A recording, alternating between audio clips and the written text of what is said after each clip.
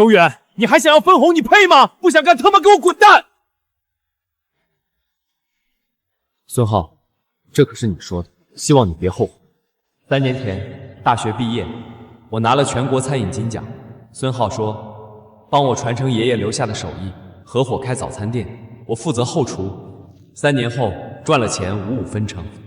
这些年，陈建卫早餐店靠着真材实料的味道，开了5家连锁店。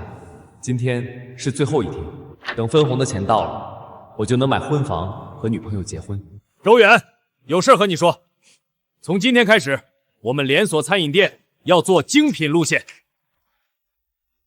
这位是米其林3星主厨陈国栋，陈师傅。从今以后负责所有店的后厨，就给开个1万工资吧。陈师傅，那我以后干什么？干什么？从明天起，陈师傅掌后厨，你就给陈师傅打杂，好跟着学。小伙子，我可是从法国回来的高级餐点师，以后会看在孙总的面子上教你2手。3块钱买的米其林图章和50块的衣服，就能把孙浩这小子骗得团团转，真是个傻子。罢了，反正已经和女友决定，结完婚后出去度蜜月，眼不见心不烦。孙浩，这事儿我没意见，不过今天是最后一天，当初说给我的分红，什么时候能给？分红？什么分红？哦，对，这罐咸菜我老家的，你拿回去就粥吃。放心，跟着我干不会亏待你。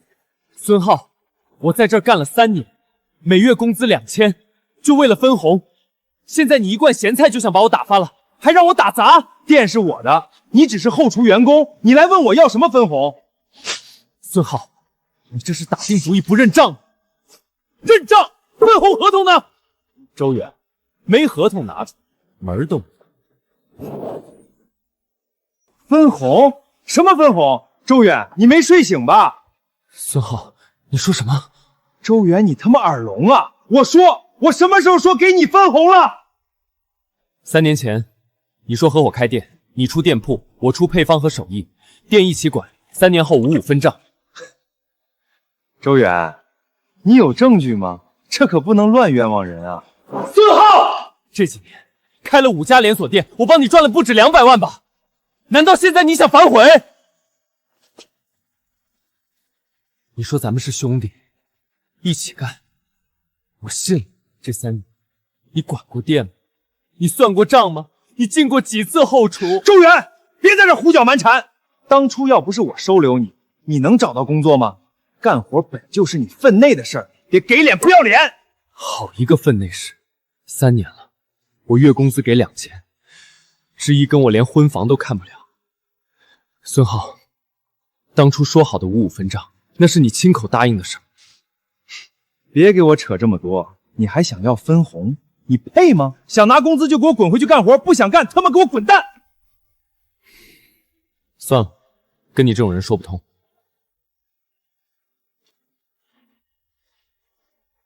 哟，还耍脾气？离开这店，你什么都不是。孙浩，你无情无义，但我周远做不到。那桶豆浆卤水留给你，算我送你。1桶豆浆送我？我用得着你那破玩意儿？年轻人啊，不要在网上学到什么都照做，这种东西喂狗，狗都不喝。周远，你这店里的东西没有一样是你的，什么破豆浆我他妈不稀罕！他以为做早餐很容易，可这是宫廷祖传配方。爷爷临终说，配方是周家饭碗。我这些年寄望于孙浩店铺重振家门，最终一场空。滚！从今天起，后厨陈师傅说了算。你这种人不配待在我的厨房里。孙浩，这可是你说的，希望你别后悔。后悔？我告诉你，天塌下来我都不可能后悔。一个后厨做饭的，还当自己是合伙人，我倒要看看没了我这个招牌，你能卖出去几碗豆浆。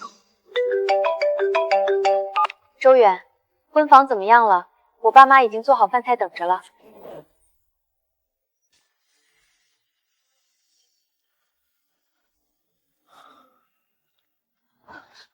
周远，你怎么了？志毅，孙浩骗了我，当初说好合伙开店，3年后55分账。今天我跟他提分红，他说店是他的，我只是个打工的，1分钱不给。什么？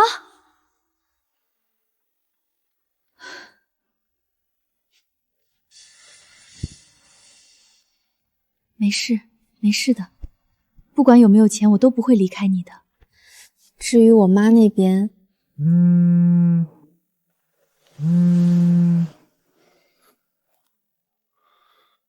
周远啊，分红的事儿怎么样了？阿姨，分红没了。周远，我话说在这儿，结婚必须有房，没房一切免谈，我们不会让知意跟着你住一辈子出租屋。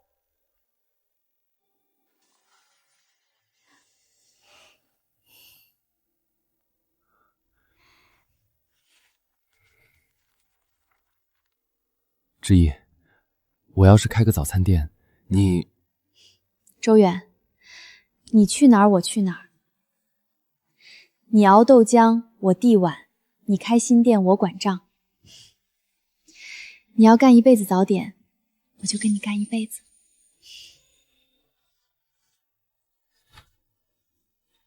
这7800块我攒的，你先拿去用。志毅，你拿回去，这分红我不要了，房子我自己挣。3年来，我一直在拼命省钱，牙缝里扣出来这2万。我以为再熬熬，就能拿到分红，就能给志毅一个家。志毅，你放心，从明天起，我周远自己干。孙浩，他欠我的，我要他1000倍100倍的还回来。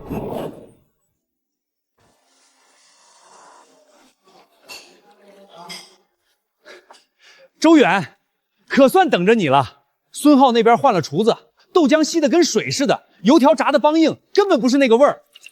李叔，您的豆浆3分糖，不放红枣。老规矩，我记着呢。小周，我就认你家豆浆，你不在那家店，我们都不去了。张姨，您胃不好，这碗我多滤了2遍，豆渣少，好消化，趁热喝。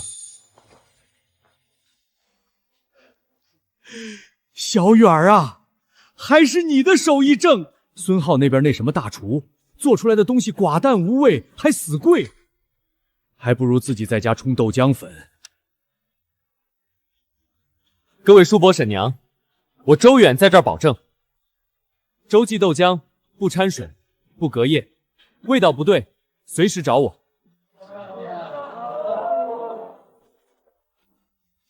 浩哥，不好了！慌什么？大早上的能出什么事儿？周远的新店开业后，咱们这周营业额直接跌了60%，老客全都跑光，跑去他那边了。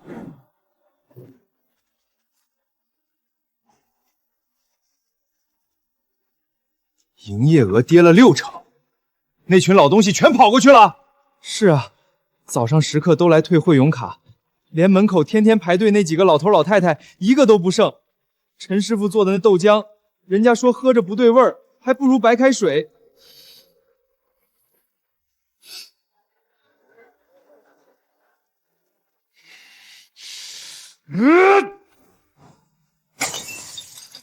白眼狼！当初要不是我收留他，给他个工作的地方，他还不知道在哪里乞讨呢。他反过来开在我对面，抢我的客。浩哥，现在怎么办？客人都跑光了，油条每天倒掉3筐，再这样下去店要完了。慌什么？他一点家底都没有，就会一个豆浆。我有的是方法让他爬不起来。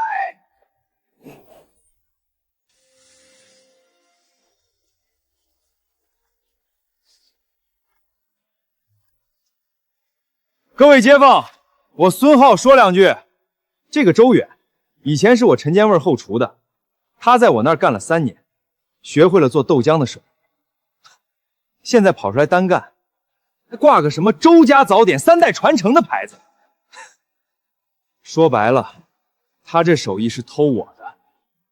配方是我店里用了3年的配方，他抄走了自己开店，你们觉得这合适吗？他说的是真的假的？这小伙子不是在陈家卫干过吗？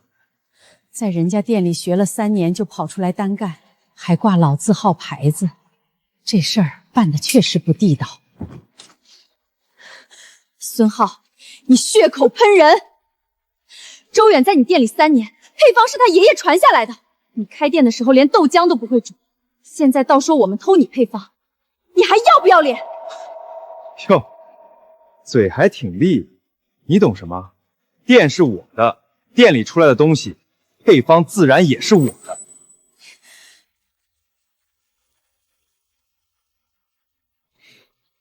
怎么，没话说了？让让，大家让一让，哪位是周远？小周，我可算找到你了。你爷爷周德山是我老大哥，这铁盒里是他当年留给你的东西，我替你保管了40年。听说你重新开店，我给你送过来。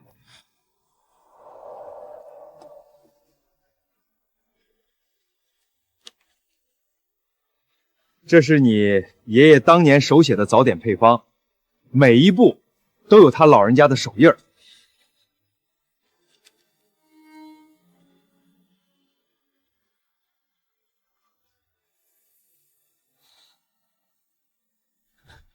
周远，你刚才说我偷你的配方，你再说一遍。周德山，40年前这条街上的周家早点，报纸都还留着。周远从8岁就跟着他爷爷学手艺，你们陈家卫才开了几年，可真能颠倒黑白。前几年陈家卫生意也就那样，周远一去后厨，味道才正了。到底谁沾谁的光，大家心里都有数。靠着周远的手艺赚了3年钱，现在人自己开店了，你就跑来说偷配方，脸皮也太厚了。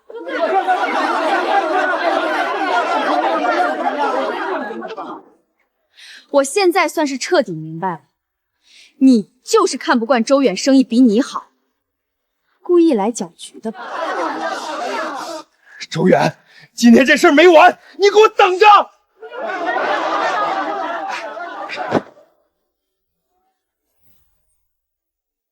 我就说了嘛，姓孙的就会造谣。他那个豆浆现在什么味儿，自己心里没数。小周啊，既然开店了，就好好干，别埋没了你爷爷的手艺。谢谢杨叔，我一定会将爷爷的手艺发扬光大。今天虽然街坊们都帮你，但孙浩气量小又贪利，这次丢了这么大的面子，他肯定不会善罢甘休的。我知道，他占了我3年便宜，今天被当众揭穿，心里一定记恨着。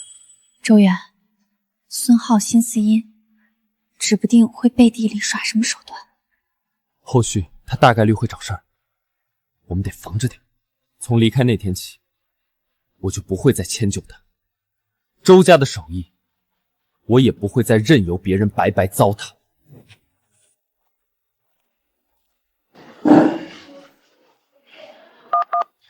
刘老板，是我。孙老板啊，找我有什么事儿啊？刘老板，以后巷口那个周记，别给他们供豆子，你供他，陈监卫的单子就别做了。周远，我看你这次还能怎么办？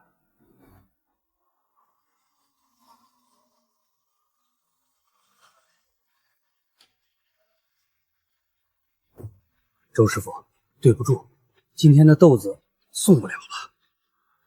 怎么了？陈监卫孙老板放了话，这条街谁给你供货，他的单子就别做了。我小本生意，他一个店顶我5个客户，我得罪不起。还有备用的吗？喂，王总，我这边早餐店需要豆子，您看。周师傅真的对不住，你找别人吧。之一，王总那边也都拒绝供货了。今天还卖不卖了？稍等一下，马上就好。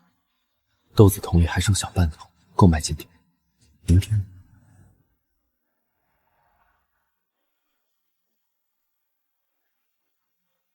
小周，开门，有事找你。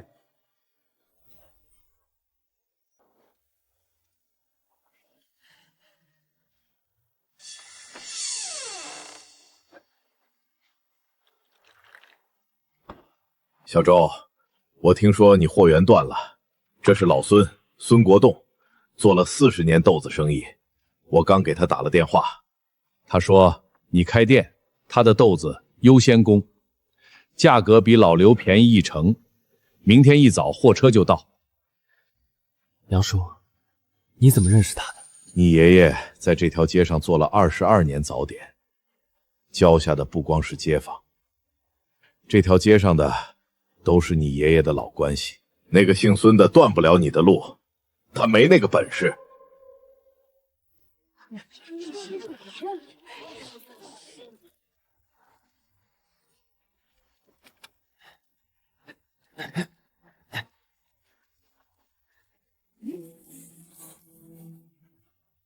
周远，昨天孙浩还放话说，让全城没人敢给咱们供货，今天货就来了，你说他是不是要气死了？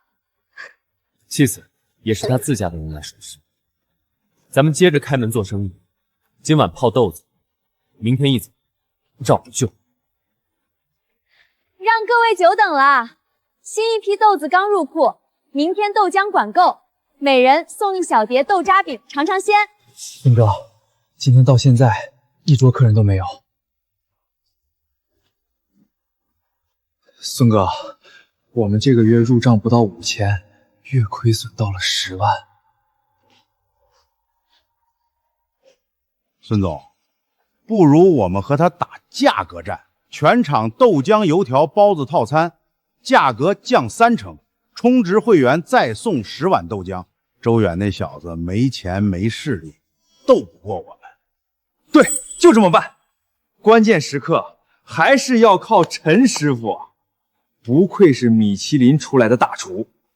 不行啊，浩哥，咱们本来就没什么利润，再降价这不是亏本买卖吗？老子什么都不多，就是钱多。他一个无父无母的穷小子，连个店面都是租的。我倒要看看他有什么本钱跟我斗。听说你们这儿套餐降价还送豆浆，是不是真的？没错，全场套餐降3成，充会员送10碗豆浆，今天办卡还额外返现，价格划算，比对面便宜不少。咱先在这儿把卡办了。怎么样，孙总？我这招不错吧？陈师傅不愧是法国来的，一出手就见效果。做生意靠的是实力资本。周远一个磨豆子的，没底蕴还想翻盘，简直天真可笑。周老板，对面降价还返现，1碗豆浆便宜将近1半，价格差太多了。我们也不是不想照顾你生意，实在是，要不你也降降价？我不降价，我这豆浆豆子是挑过的，不掺水不隔夜。孙浩那边只是低价拉人，东西做成什么样，各位心里有数。如果要退款，我全额退。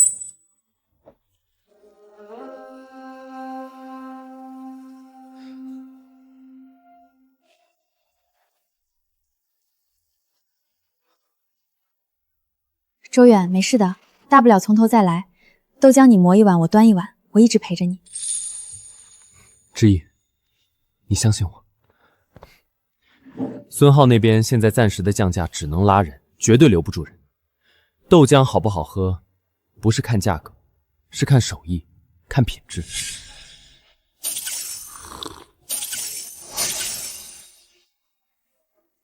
孙总，你看今天这流水，直接碾压对面100倍啊！姓周的那边一个人都没有，全跑咱们这儿来了。这只是开始，我会让他明白，他连和我斗的资格都没有。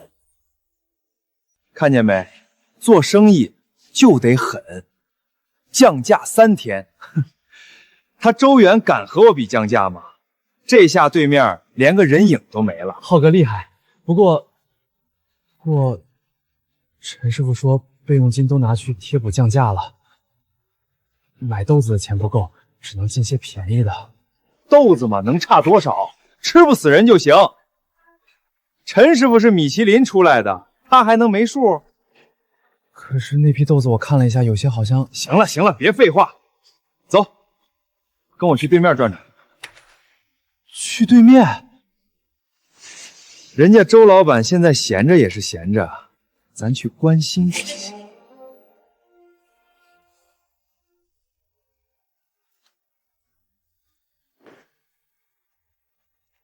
哟，周老板，这大中午的怎么一个客人都没有？我那边排长队都排到马路对面去了，要不我借你几个客人？浩哥，周老板这不叫没客人，这叫清静。孙浩，你不在自己店里数你的臭钱，跑这儿来发什么疯？秦之怡，我是来关心你，你瞅瞅，3年白干，出来单干又被我挤垮。周远啊，周远，你说你怎么就想不开，非要跟我斗？孙浩，你降价拉客，我懒得管，但我提醒你一句，食材这东西，1分钱1分货，你把钱都砸在价格战上，食材上就抠，早晚出事。周远，你自己客人少还诅咒我出事儿，出事儿，出事儿也是你刀在前头。我那边米其林大厨掌勺，你一个磨豆浆的，教我做事儿。浩哥，大事不好了！浩哥，大事不好了，店里出事了！大惊小怪的干什么？好好的能出什么事儿？浩哥，你快回去看看吧，店被围了，好多顾客直接找上门，说我们豆浆有问题。周远，你别得意，这只是个误会。小赵，走，我们回去看看，我倒要看看谁在我店里演戏。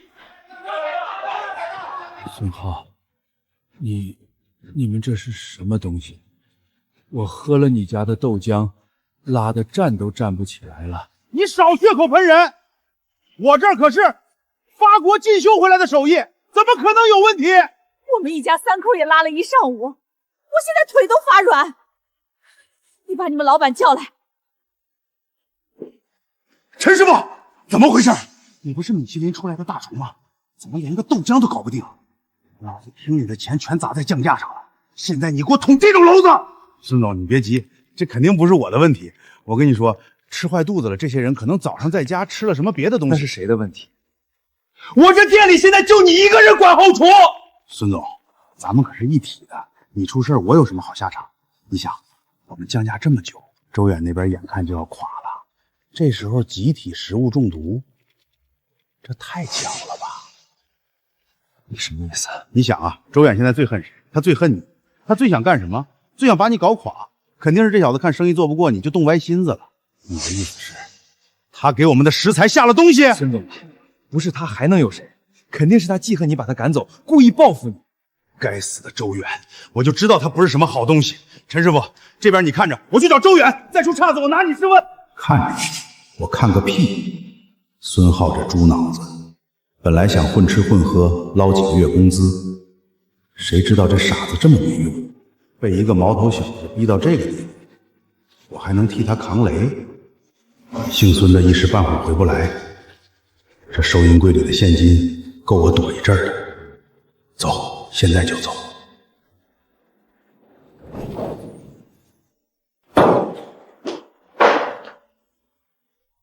周远，你生意做不过就下毒害我客人。孙浩，我劝你说话前先动动脑子。我要想搞你，3年前我一走2只就行，用得着给你白干了3年，用得着去你店里下东西？你发什么疯？你少装蒜！我店里今天10几个客人吃完就拉肚子，不是你是谁？这条街上谁最恨我？孙浩，你少含血喷人！周远一天到晚都在这店里，你倒是说说他怎么去你店里动手脚。浩哥，咱们确实没证据。不需要证据。周远，我看你在外面学了什么歪门邪道的配方。你要想洗脱嫌疑也行，把你爷爷那张配方交出来，我当众核实没问题，就不准你。你说了半天，原来是冲着配方来。孙浩，你配吗？你给不给？不给也行，我一会儿就去举报，说你们洲际豆浆嫉妒我生意好，给我下毒，让你彻底关门。随便，我倒要看看是你那个陈师傅出问题，还是我先出问题。陈师傅是米其林3星大厨，你少在这胡说八道。米其林3星，孙浩，你能不能睁大眼睛看清楚一点？你自己雇的什么货色你不知道？周远，你胡说什么？我看你就是嫉妒。你以为我开新店之前什么都没干？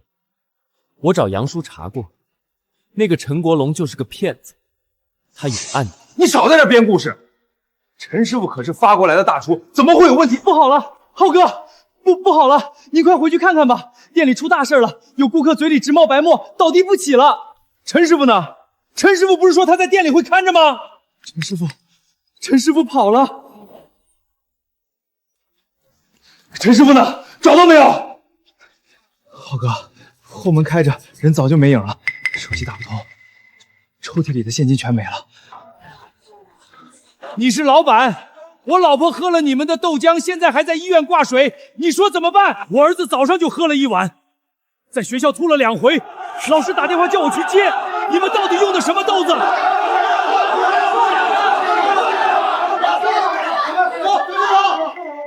各位，听我说，是误会，肯定是误会。误会？10几个人同时拉肚子叫误会？你看看门口躺着的那几个，有人都吐白沫了。我闺女还在医院躺着呢，这是缴费单，你说怎么办？赔钱！今天不赔钱，你别想走。对，医药费、误工费1分都不能少。赔钱！好，我赔，一个一个来。浩哥，这次我们赔了将近50万，账上快没钱了。没钱就想办法赚。陈国栋、周远，你们2个我一个都不会放过。周远，听说孙浩把店里的东西全赔光了。路是他自己走的，这是他自己的道路。之意，现在客源稳了，咱们要不要研发点配套新品？你想做些什么？芝麻糕、桂花米糕、黑豆豆花、红糖糍粑，搭配豆浆卖。还是这儿的好喝。昨天贪便宜去了对面，包子咬3口没看见馅儿。你那还算好的，我上周在那边充了200块会员卡，结果他们家出事儿，我老公喝了拉肚子，卡里还剩100多，不敢去了。周老板，还是你这儿好，以后不折腾了，就认准你家。各位叔伯婶娘，我周远在这儿再说一遍，洲际的豆浆不掺水不隔夜，包子馅儿是当天早上去菜市场挑的前腿肉，油条用新油炸，不反复用。我说这些不是要跟谁比，是我爷爷教的，做早点不丢人，丢人的是糟蹋东西，东西好不好不在招牌上，在灶台上。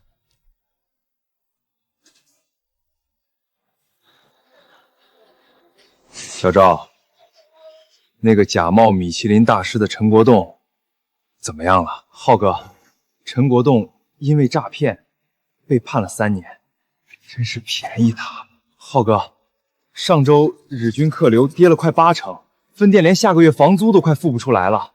周远，你生意倒是越来越好了，我那边客人全跑光了，你这边排队排到巷子口。浩哥，再这么下去，我们离关店不远了。那群人现在提起陈尖味儿，想到的就是那场食物中毒。现在便宜也不管用了，他们怕了。浩哥硬的不行，要不我们来软的，先把食客哄回来。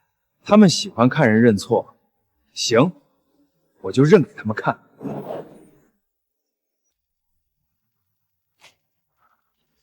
那不是孙浩吗？他怎么又来了？姓孙的，你还敢来？上次闹的还不够？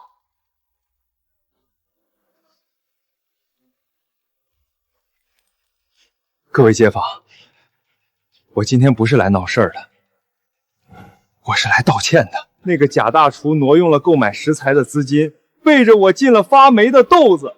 各位街坊，我也是受害者呀。周远，就先让你得意一会儿，咱俩没完。我不敢求你们原谅我，我就是想说对不起。看他这样，也挺可怜的。那个陈师傅确实不是东西，他被骗了也是真的。是啊，钱也赔了，店也封了，总得给人一条活路。我打算把店重新做起来，不做那些乱七八糟的了，老老实实做豆浆，用好豆子，好好做。希望大家能再给我一次机会。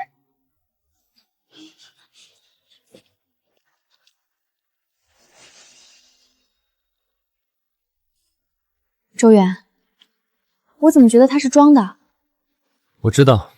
你知道你还让他把话说完，让街坊们全被他哭心软了。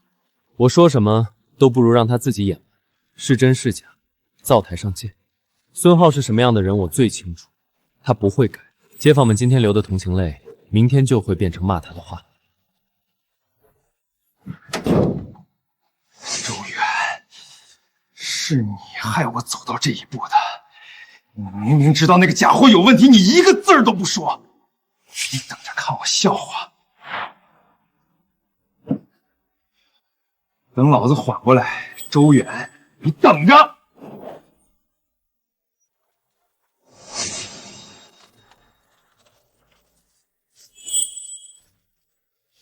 这是1万块钱，明天早上6点，周家开门的时候，你们3个排队买早餐。吃完你就说他家的豆浆有问题，过期了，坏的。真喝？要是那豆浆没问题呢？没问题你就继续喊有问题。重点不是你肚子疼不疼，重点是围观的人信不信。记住了，别动手。事成之后再给你5万。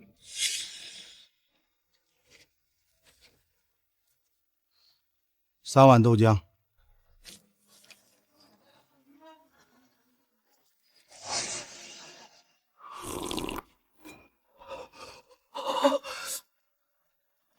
疼，肚子疼，这豆浆有东西。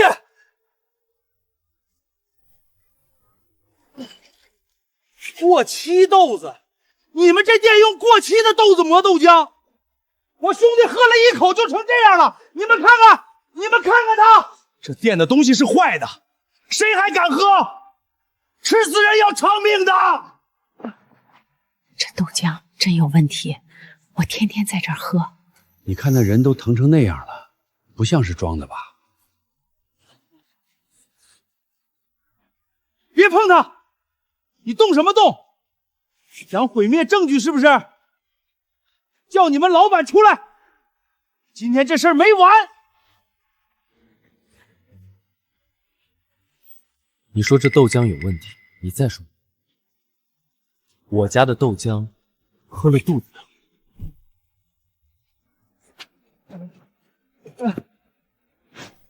你少威胁人！我兄弟喝了你的豆浆成这样的，你说怎么办？今天你不给我个交代，你这店别想干了！你说你兄弟喝了我家豆浆肚子疼？对，你自己看，人都疼成这样了。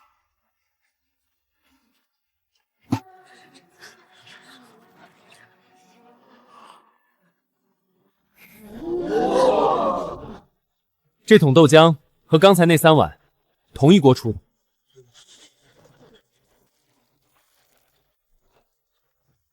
你也喝1碗。你今天来闹事，应该不怕吧？你这人怎么光说不喝呀？你不是说他家豆浆有问题吗？你喝一口证明啊！对呀，你不喝我们怎么信你？不喝，那我换个问题。你说你肚子疼，豆浆喝下去，先到的是胃，你捂的是小腹，你至少也装对地方。下次装病之前，先搞清楚胃在哪。我全程都拍下来了，你们们3个从进门开始就鬼鬼祟祟的，眼睛一直往对面瞟。你们到底谁过来的？坐。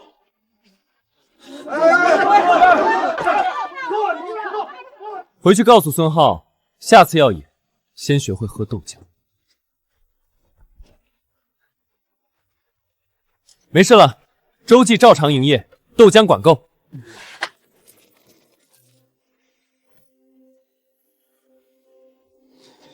3个废物，演戏都不会，还好我留了一手。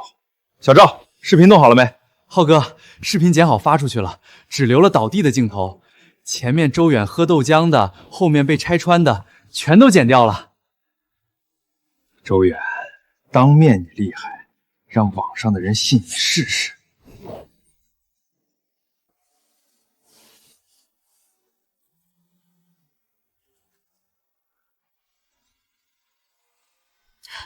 周远，你来看这个。又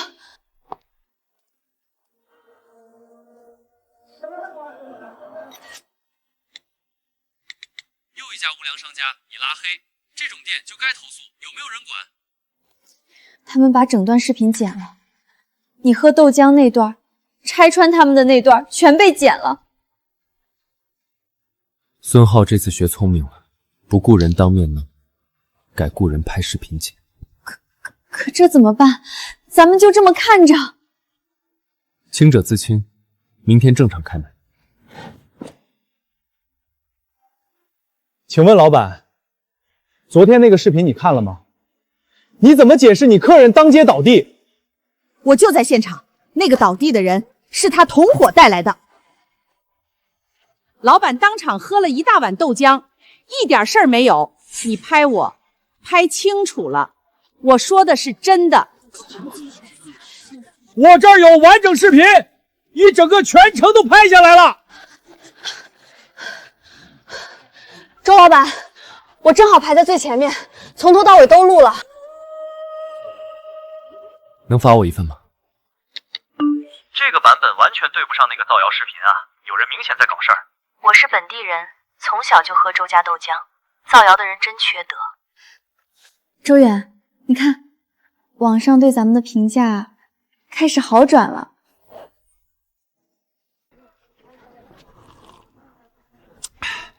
我坐了3个小时高铁来的，网上那个视频我看了5遍，就冲这个来的。这味道确实不一样，不是勾兑的，是磨出来的，芝麻糕也香。今天又提前卖完了，明天得多备点材料。之意，咱们得招个人了，2个人忙不过来了。我发群里了，看看有没有人应。浩哥，明着来太容易被抓，咱们暗着来。没错，去挑2个刚毕业的，改改简历，去应聘周记。进去之后不用急着动手，先摸清楚他的配方和客户，慢慢把他的生意搅黄。这招妙，从内部瓦解比在外面闹100次都管用。周远，这2个年轻人条件还行，看着踏实，要不要录用？先留下试用吧，多观察着点，重点盯一下他们，简历太完美了，不太对劲。好，我留心着。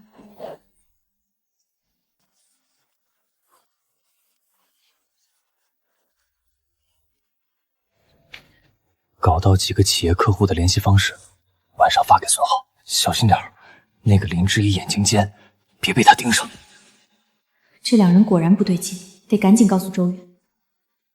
周远，这2个人果然有问题，一个翻客户本，一个往后厨钻，还偷偷拿手机拍东西。知道了，先别打草惊蛇，盯着他们，等他们动手抓现行。配方我挪了地方，另外给他们备一份假的，就放在后厨柜子里。明白，我明天就办。这2天他们总往后厨瞟，还偷偷翻过柜台抽屉，估计是想找配方。鱼要咬钩，得先给饵。把那份改过比例的假方子放进后厨左边第2个柜子里锁上，表面上该怎么样还怎么样，别让他们觉着被盯上了。放心，就等着他们往里钻。浩哥，那俩废物说核心配方碰不到，就拍到点普通配料，没用的东西，拿了钱不办事儿。给他们传话，3天之内必须把配方弄到手，不然1分钱别想拿，还得把定金退回来。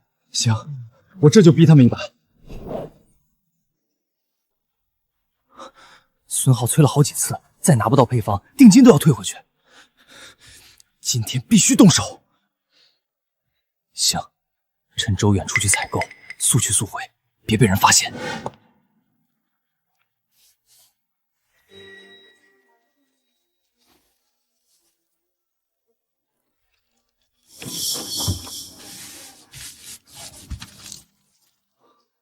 找到了，就是这个。快走，别让那女的起疑。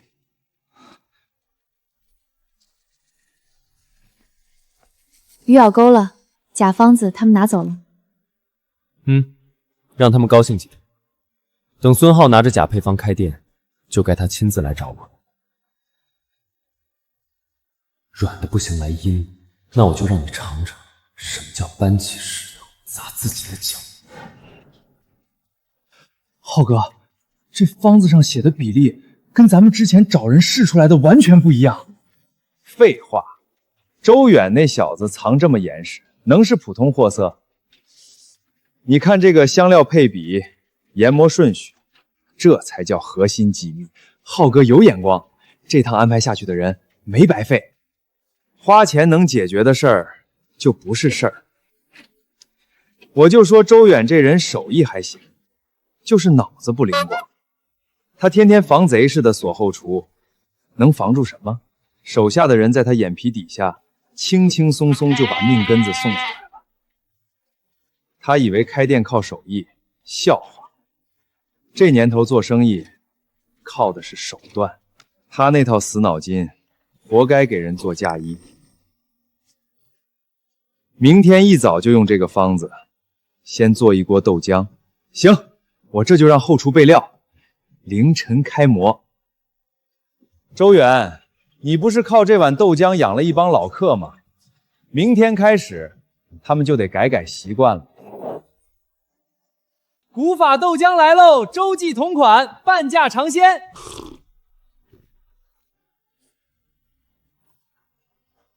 这什么味儿？豆腥气儿这么冲。退卡！刚充的200块，退钱！我也是冲着同款来的，结果就这，退钱！你怎么搞的？配方写的明明白白，哪一步出错了？孙总，我完全按配方做的，一步没敢改。卤水比例就是您算的那个数，照做了3锅，3锅全苦。放屁！按配方做能苦成这样？我干了10年厨子，卤水苦不苦尝不出来，不是我的问题。我自己来。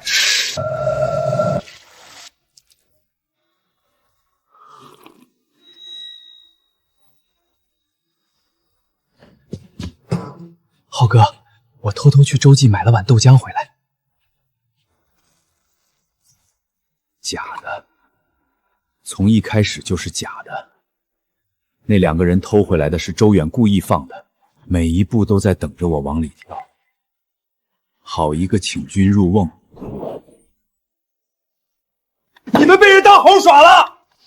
周远早就看出来了，故意放张假方子等你们去偷。浩哥，我们真不知道，柜子是锁着的，配方就藏在最里面。浩哥，那报酬还敢要报酬？我没让你们赔钱就不错了，我1分不会给，滚！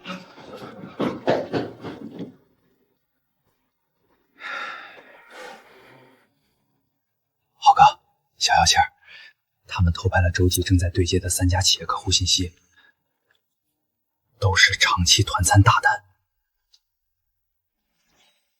既然他还没正式签长期合作，咱们直接上门抢客户，报价压的比他更低。洲际分店，你和周远是什么关系？周远是我兄弟，分店业务由我专门对接，品质和总店一模一样，价格比他谈的还还低3成。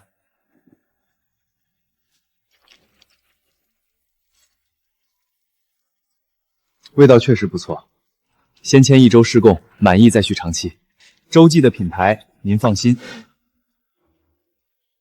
周远，产业园那边我有个熟人能牵线，加上你正谈的3家，团餐稳了，洲际的根就扎实了。你们的豆浆到底怎么回事？我员工喝了拉肚子，3个人请病假，油条一股哈拉味儿。您是哪位？洲际没有给您送过货。签好的施工合同，昨天就该到货，你们的人呢？电话也打不通，生意还做不做了？2家都说跟周易签了合同，交了钱，送货的来了，豆浆是馊的，但咱们根本没给他们送过货。不是我们的货，有人在冒充周记。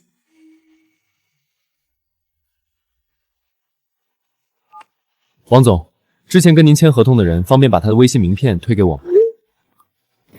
又是他搞的鬼！抢我客户，还报我的名号，这是欺诈。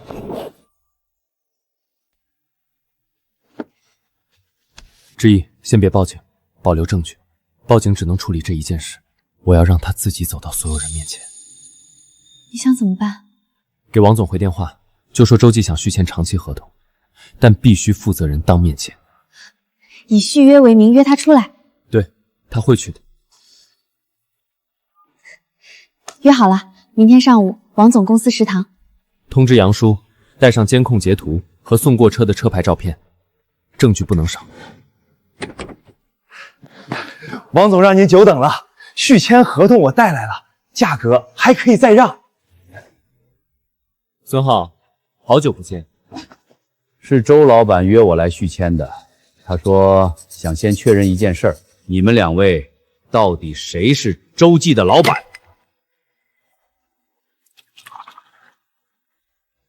这个黄的是什么？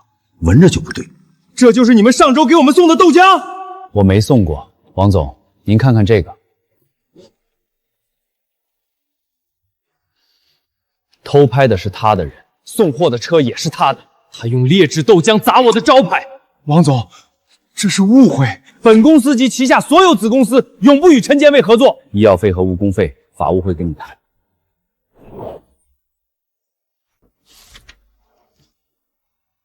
周师傅，是我识人不清，这是我们集团3家企业的全年早餐供货协议。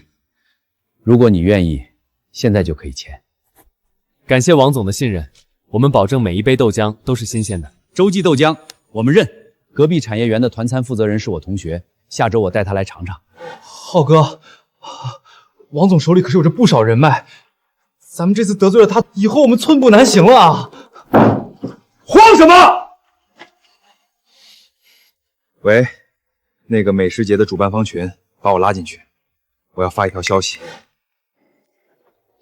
这个月营业额比之前还高了3成，听说孙浩哪里分店都关了5个，真是大快人心。那都是他自找的，之前的证据都留着，他不会善罢甘休的。我们等着给他致命一击。周远，那接下来咱们店要参加美食节，你的豆浆肯定能一炮而红。小周，你来看这个。孙浩在商会群里发了一条消息，洲际的老板以前是我陈监卫后厨的员工，他的手艺是从我店里学的。让一个新店参加老字号美食节，让其他老店怎么想？说的有道理，新店不够格，如果手艺来源有争议，建议重新评。孙浩是商会理事，说这话分量不轻。复审投票就在3天后。3天，够了。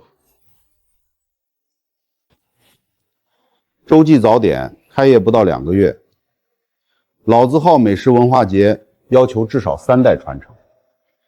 你的材料里说你爷爷周德山40年前开过周家早点，但洲际是一家新店，这个怎么理解？店是新店，手艺是老传承。周远，不是我不帮你，老字号认定不是看一碗豆浆好不好喝，要讲传承，讲字号。你在我陈监卫后厨干了3年，那3年用的就是我这儿的灶台，我这儿的设备。你说你是周家传承，怎么证明你的手艺不是从我这儿学的？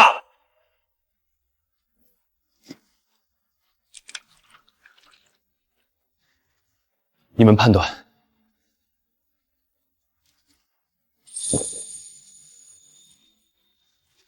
孙理事，你店里那也叫豆浆？我喝了3年，今天才知道什么叫豆浆。孙理事，你说他手艺是你店里的，你店里的豆浆我去喝过一次，味道对不上。这是街坊签名，324个名字，每个都按了红手印。他们有的在这条街上住了20年，有的住了40年。他们认定周记就是老周家的味道。复审投票表决，举手算数。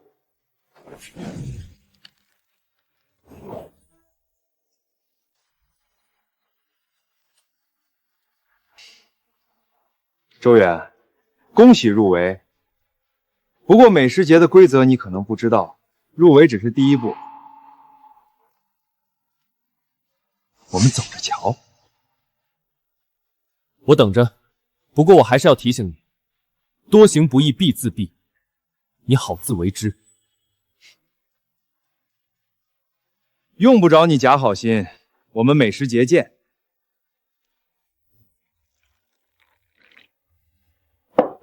郑叔，咱们合作快2年了，我开连锁分店一直聘请你做专属技术顾问，每月愁没断过。我一直领着你的顾问薪资，本该多帮你，但当年周德山有恩于我，我实在不好做得太绝。我不是让你刻意压低分数，只是周记开店时间太短，直接拿金奖难以服众。等这次美食节结束，新开3家分店的顾问酬劳，我直接上调2成。我心里有数，评审打分我会权衡。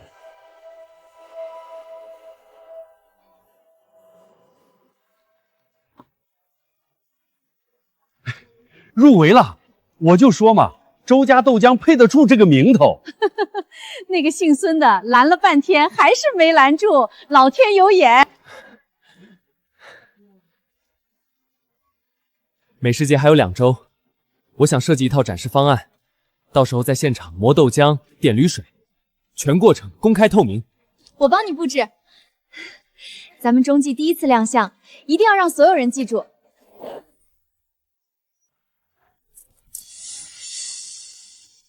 这颗不行，调皮发暗，是陈年豆混进来的。你今天挑了3个小时了，休息一会儿吧。美食节用的豆子不能有1颗出问题。小周，展台的事儿你别管了，我们几个老家伙包了。展位3米乘3米，我给你搭一个结结实实的台子，石墨放上去纹丝不动。各位叔伯，你们别废话。现在你代表咱老街去比赛，我们不帮你帮谁？行，展台靠各位，豆子我自己挑。浩哥，你找我？明天周远要把石墨运到美食节现场。小赵，你去找2个人，在他豆子里加点陈豆，把石墨轴给我弄松，不要让人看出来，就让他运到现场的时候散架，谁也说不清是怎么犯。入围以来，孙浩那边安静的不像他。他不是安静，他是在找机会。美食节现场的展棚，晚上没人看管，你说他会不会在赛前动什么手脚？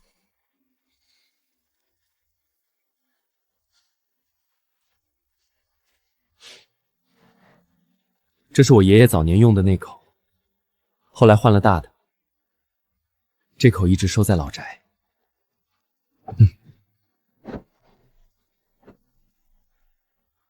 明天运大的，这口小的。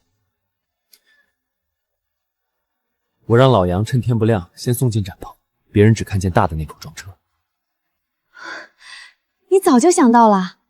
他什么手段我没见过，石墨是命根子，我不能赌。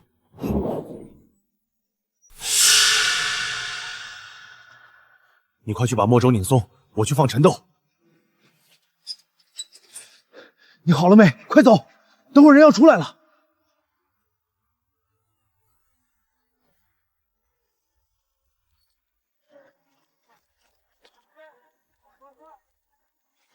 小的那口，老杨天没亮就送进去了，已经架好了。这口坏的先搬进去，别让外人看出来。小周，这口我检查过了，魔轴没问题，螺栓全换了新的。先别拆。怎么了？这袋被人动过，打结的方式和我惯用的不一样。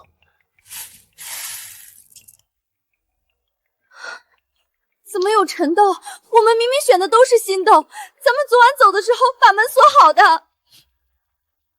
所防君子，不防小人。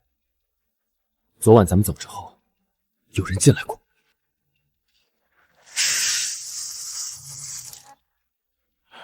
现在怎么办？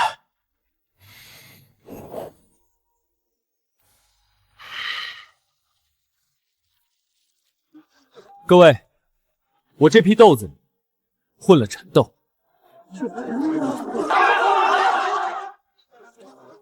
新豆磨浆乳白香浓，陈豆磨浆发黄发馊。好豆浆从挑豆子就定了生死，真有馊味儿。各位尽管放心，陈豆做的浆，我周远半滴都不卖。看见没？这才是咱老街的字号，做人做浆都透亮。周记这轮你们怎么看？当众变斗这份较真劲儿，就担得起老字号3个字。孙浩那边是电磨浆，还加了增头剂，跟这现磨的根本比不了。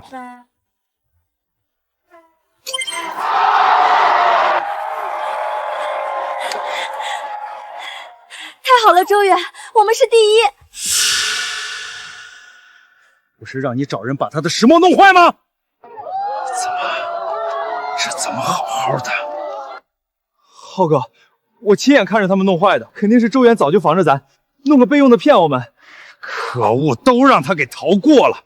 不过试吃第一算个屁，评审分才定生死。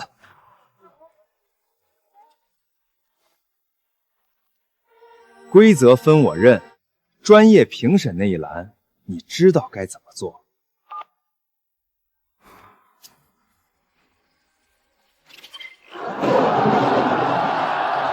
你们是凭手艺还是凭关系？绝对有黑幕！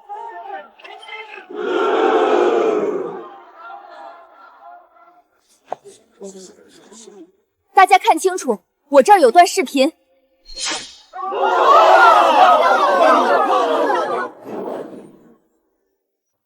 退票，黑幕！重新打分，重新打分。小周，正苏，我爷爷当年教我做豆浆，说了一句话。他说，做豆浆的人手要干净，手不干净，磨出来的浆是浑的，客人喝了，心里也浑。您的分打完了，可您这双手，以后还端得动豆浆碗吗？老郑，视频是真的？是。评审私下接触商家就是破坏规矩，你干这么多年了，不知道吗？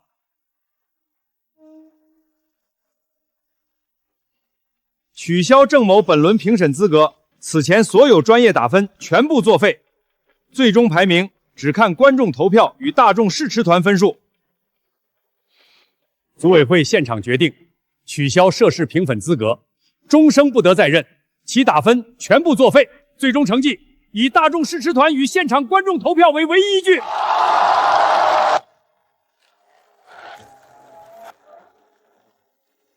这个奖不是我一个人的，是我爷爷的，是老街的，是每一个手艺人的。有人问我，为什么孙浩偷了我的配方，却做不出我的味道？因为他只偷到了一张纸。他不知道，头模和二模的姜要分开兑，点卤温度得卡在78到85度，这些配方上都没写，是爷爷手把手教我的真手艺。手艺这个东西，偷不走。谢谢各位。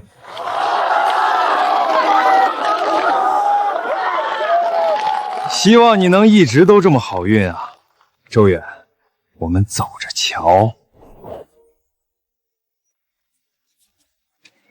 看见没？金奖！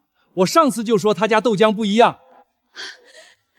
美食节那3天，我天天去现场排队。那个姓孙的店，试吃台前面门可罗雀，周记这边队伍拐了3个弯儿。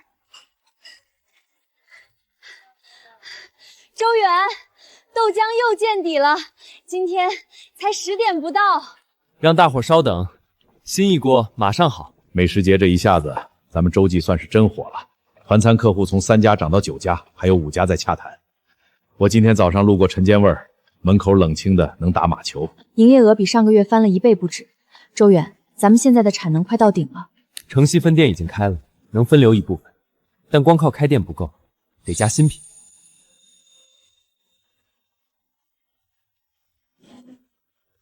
这是我爷爷留下的老方子，除了豆浆，还有10几样，我挑了4样适合夏天的。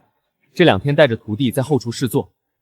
桂花绿豆浆清火消暑，黑芝麻糊养胃，红糖姜汁豆花，夏天吹空调的人多，驱寒刚好。还有这个豆渣素肉松，这些东西孙浩那边都没有。对，他那边到现在还是那几样老东西。我们不光要多开店，还要不断出新东西，让客人每次来都有新盼头。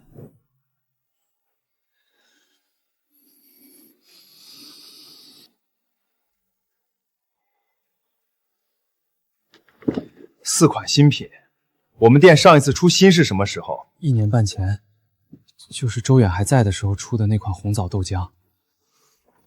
我这边客人跑光，他那边开分店出新品拿金奖。小赵，你说他凭什么？就凭1桶破豆浆，1桶我当年一脚踹翻的破豆浆。小赵，给我找个人。什么人？能在网上写文章的，不是夸他，是毁他。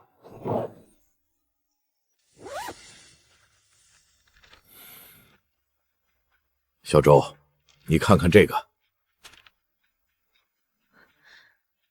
又是这招，上次造谣配方来源，这次造谣豆子。这篇文章是今天下午4点发的，到现在阅读量已经过了5万。底下评论区全是骂的，还有人说已经退卡了，明天来店里讨说法。我的天，寄宿浆居然用转基因豆子，太黑心了吧！赚老百姓的黑心钱，难怪生意这么好，能拿金奖。原来都是靠偷工减料以次充稿，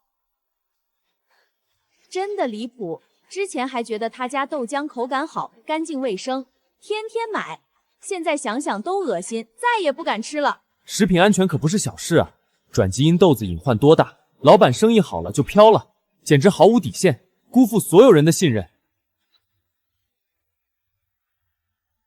照片上的仓库不是我们仓库在老店后门左边的民房里，地面是老式水抹石，照片上是灰色环泳地坝。能查到是谁发的吗？我查了一下，这个自媒体账号是个营销号矩阵里的，同一个主体下面有20多个号，首发之后，另外5个号同时转发，风格和之前美食节那个造谣视频一模一样。还是孙浩。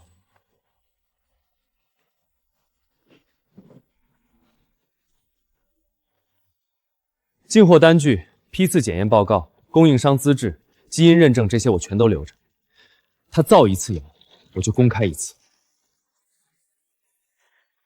这次不止公开，咱们分店的透明操作间正好是个机会，把供应商信息、豆子产地、检验报告全部贴在透明玻璃外面，谁来都能看见。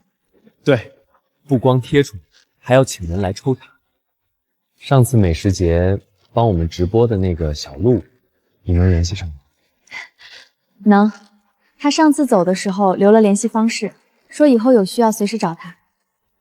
请他明天来店里，随机拆一袋豆子，当场直播。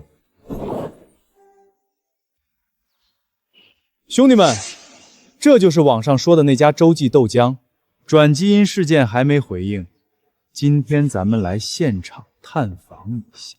你们这帮上人吃过周家1碗豆浆吗？张嘴就转基因，你们转一个我看看。让一让，我又来了。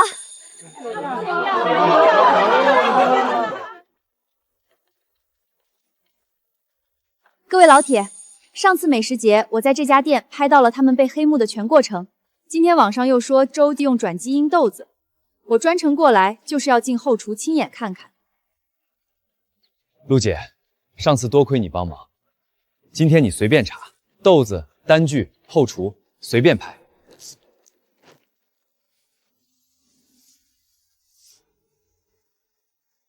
这是今天早上刚拆的一袋，产地南城，非转基因认证，袋子上的批次号和我的进货单对得上。这豆子看着确实好，一颗烂的都没有。我去超市买的有机黄豆也就这样了。过去4个月，我一共进过11批豆子，每一批都有检验报告，供应商是国栋粮油，做了40年豆子生意，这些单据欢迎随时查。采购单据都敢公开，这是真没问题。昨天那篇文章的配图和这些单据对不上啊！那个仓库根本不是这个供应商的。兄弟们，今天我帮你们查过了，网上那篇转基因的文章，图片里的仓库和洲际无关。我小鹿实名认证，洲际豆浆没问题。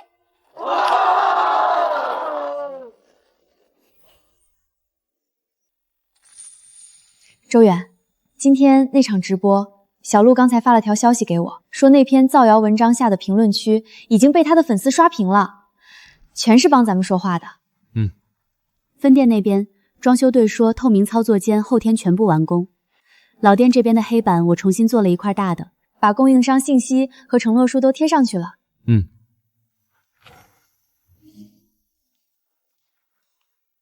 你怎么了？反转了还不高兴？不是不高兴，是在想事情。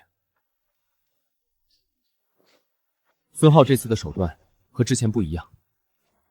什么意思？之前他用的都是明招，但这次不一样，这次是全网扩散，一旦处理不及时，假的也变成真的。这不是要整我，是要毁了这个牌子。你觉得他接下来会更狠？美食节我们拿了金奖，分店要开，新品要上，他那边分店关了5家，营收跌到谷底，他已经没什么可输的了。一个人没什么可输的时候，什么都做得出来。那我们就做好万全的准备，兵来将挡，水来土掩。明天开始，所有进货的豆子我亲自印，老店分店都一样，灶台上的东西不让任何人有机会动手脚。另外，分店开业的日子快到了，咱们的新品也准备好。孙浩要闹，让他闹，我们只管把自己的事做好。东西好，客人自然会来。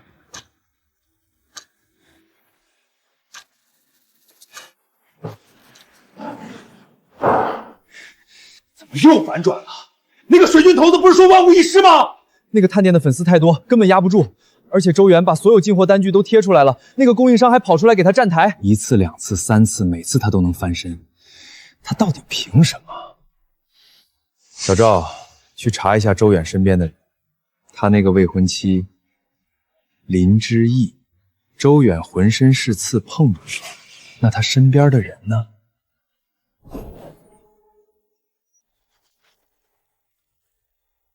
林之意，他父母住在城北老小区，前2个月刚把房子挂牌出售，想套现给女儿凑钱买房。卖了没有？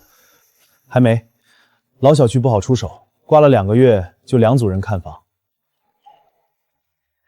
这套房子我出价高于市场价1成，但有一个条件，签了合同必须立刻过户，而且卖家3天内必须搬走。老林，中介说房子有人看上了，出价比咱挂的高1成。咱这房子出价这么高，不会有问题吧？怕什么？有合同呢，咱拿了钱正好给知意添上，赶紧让他和周远把房子买了。跟知意说了吗？还没呢，等签了合同再说，给他个惊喜。分店那边前3天的营业数据出来了，豆渣素肉松成了爆款，咱们那个素肉松要不要多做点？我这2天接到了好几个电话，都是问能不能批发的。批发暂时不接，先保证门店和团餐的供应，等产能稳定了再说。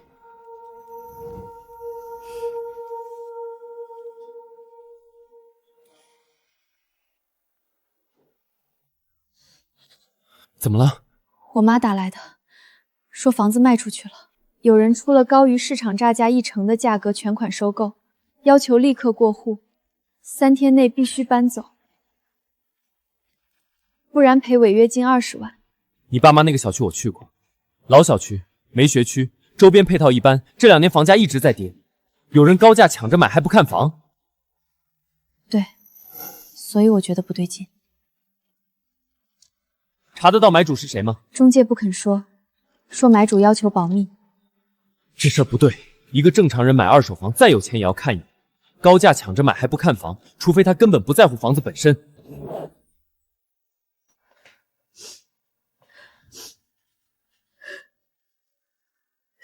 我们就是想卖了房给你凑首付，谁知道买主跟我们说3天内搬不走，要赔20万不说，房子也没了。妈，合同上白纸黑字写的3天搬走是您自己签的字，您怎么不先跟我说一声？我想着给你个惊喜。这事儿有问题，周远怀疑是有人故意的。故意的？我们家又没得罪人，谁？周远，是不是你那个对头，那个姓孙的？现在还没有直接证据。没有证据？你那个店开在人家对面，人家整了你多少次？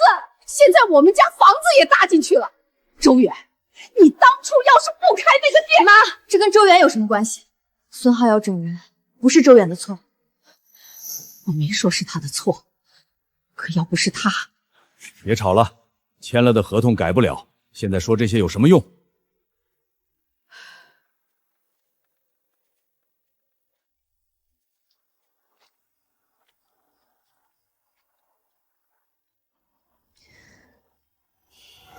我妈说的话，你别往心里去。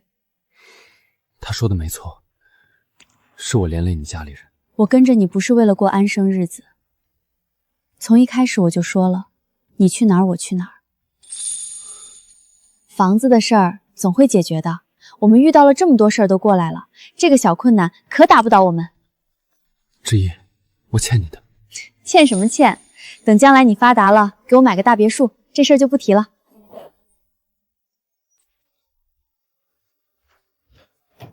浩哥，办妥了，合同签了，3天之内必须搬。买主用的是那个空壳公司，法人是你奶奶的名字，做得好，3天够周远好好煎熬一阵子了。下一步怎么做？不着急，等他们以为只是运气不好，碰上个怪买主的时候，再让他们知道，这把刀是我递的。浩哥，那什么时候让他们知道？等周远城西分店最忙的时候，他不是刚开了分店吗？不是上了4款新品吗？等他忙得焦头烂额的时候，再把这颗炸弹扔给他。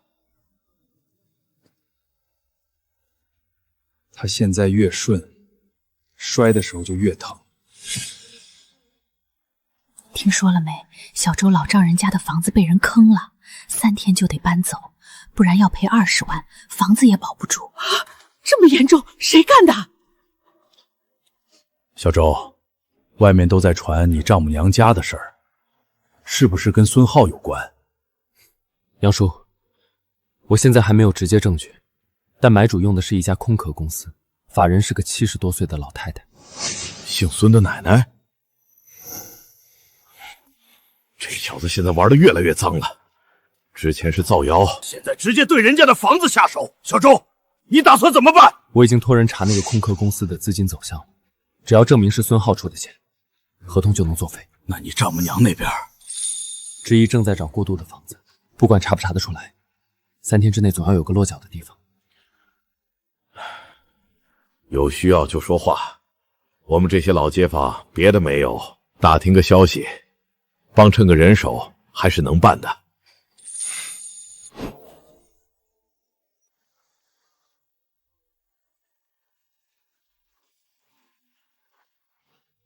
之意，我托杨叔帮忙查了那家空壳公司，法人确实是个70多岁的老太太，姓孙。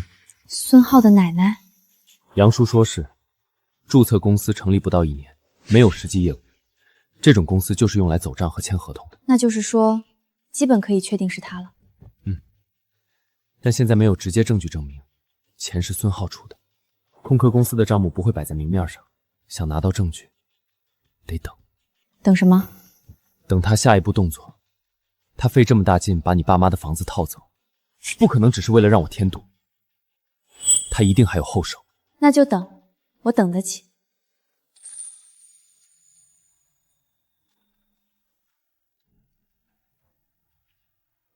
不管他后面出什么招，我们一起见。都看看，都看看，周记豆浆老板老丈人家房子被套，无家可归，这样的店你们还敢信？你给我一张。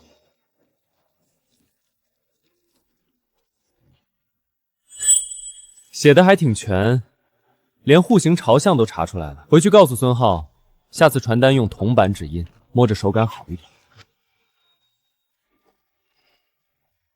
各位，既然有人帮我把家事贴出来了，我就跟大伙说清楚。没错，我老丈人家房子被人下了套，谁干的我不说了，你们心里都有数。但这间店不会倒，我周远的麻烦我自己扛，绝不耽误您吃一顿安生煮饭。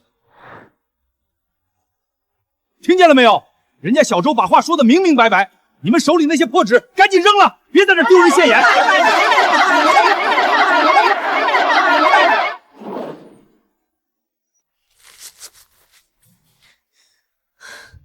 他到底要闹到什么时候？从网上造谣到坑我爸妈房子，现在传单都发到店门口了。闹到他再也闹不动为止。孙浩现在就像烧火，火烧得越旺，柴添得越猛，最后锅里的东西烧干了，锅底就穿了。你在等他自己把自己烧干？他折腾了这么多招，没有一个能真正打死我。不是我们运气好，是因为他根基是空的。我要等的是他在一条道上扑得太猛，收不住脚。你觉得他会扑向什么？我听杨叔说，西城那边有个联合早餐招标，够他从亏空里翻身。他一定会倾尽全力去抢，而他一急就会犯错。浩哥，投标材料准备好了，报价压了最低价，比正常成本还低1成。够了，只要拿下这个标，前期的亏损都能补回来。周远那边什么情况？传单的事儿好像没太大影响，排队的还是排，那几个老客户也没退单。无所谓，传单本来就不是为了打垮他，只要让他分心就够了。请3家依次陈述，陈建卫先来。各位好，我们的早餐方案，全场最低价，每份3元。我们有成熟的配送团队，能保证每天早上6点半准时送达12个园区食堂。我们陈建味是老牌子了，品质有保障，不像有些新店开了没几天就敢来投2000份的大标。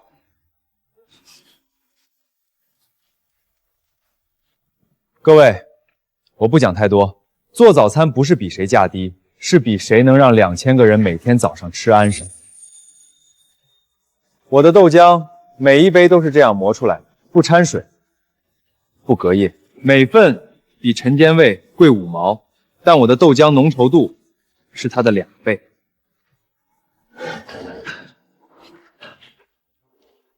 周远，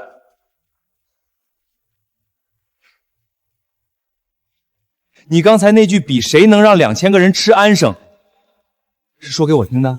你想多了，我说的是事实。事实就是你老丈人家的房子马上要没了。你现在还有心思在这磨豆浆投标，真不怕你那个未婚妻心寒？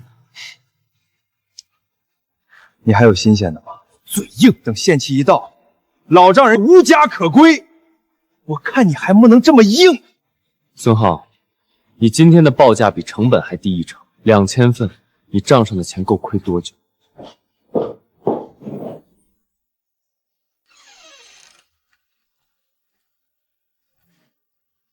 小周，我托人查了那个空壳公司的银行流水，有一笔转账是从孙浩的个人账户转过去的，金额正好是购房款。对，他大概以为没人查得到，用个人名义转的。够了，有这个，合同可以作废。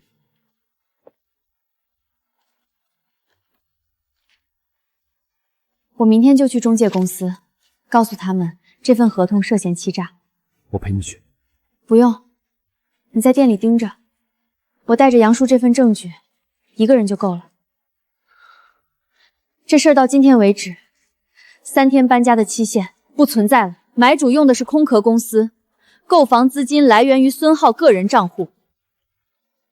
这份合同涉嫌欺诈，你现在就给我办撤销。林小姐，这个我得跟买主核实一下。我已经咨询过律师，欺诈签订的合同自始无效。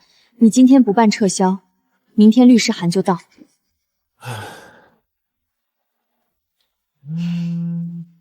房子不卖了，定金原路退回。孙浩那边，你告诉他一句话，他欠的账我们都记着。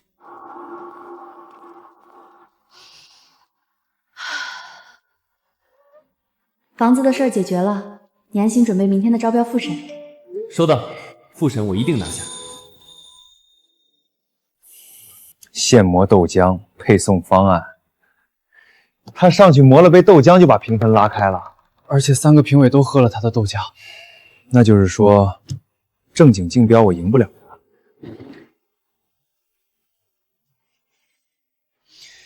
那就别让他参加，下周2复审，3家供应商2次报价现场打分，周远必须到现场。如果那天他来不了呢，你去找几个人在路上拖住他。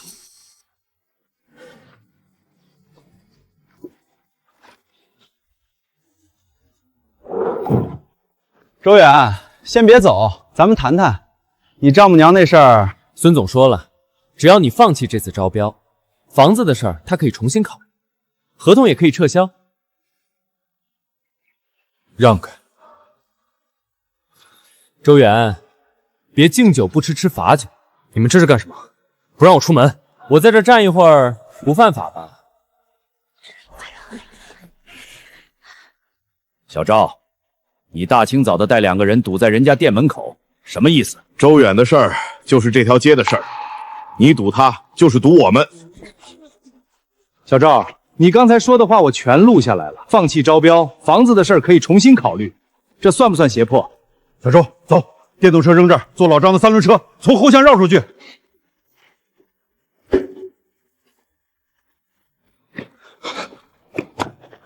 小赵，你们孙总干的那些事儿，我们都记着呢。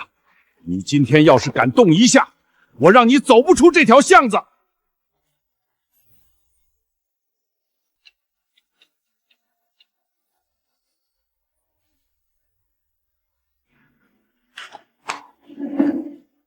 周老板，12个园区的早餐供应交给你了。评分表上所有评委一致认可，你的陈述和样品比第2名高了不止1个档次。谢谢各位信任，周记不会让你们失望。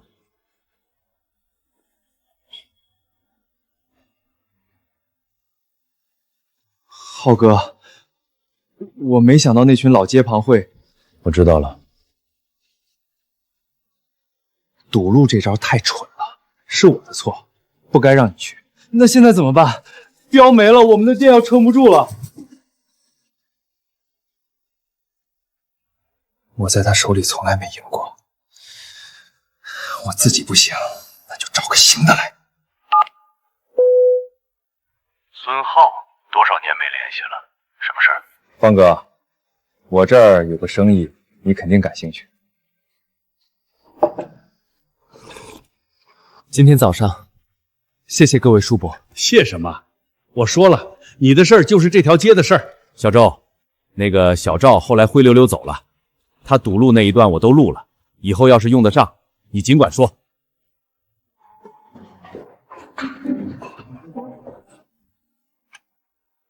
孙浩那边没动静了，不知道，但以他的性格，不会就这么算。兵来将挡，今天能赢，以后也能赢。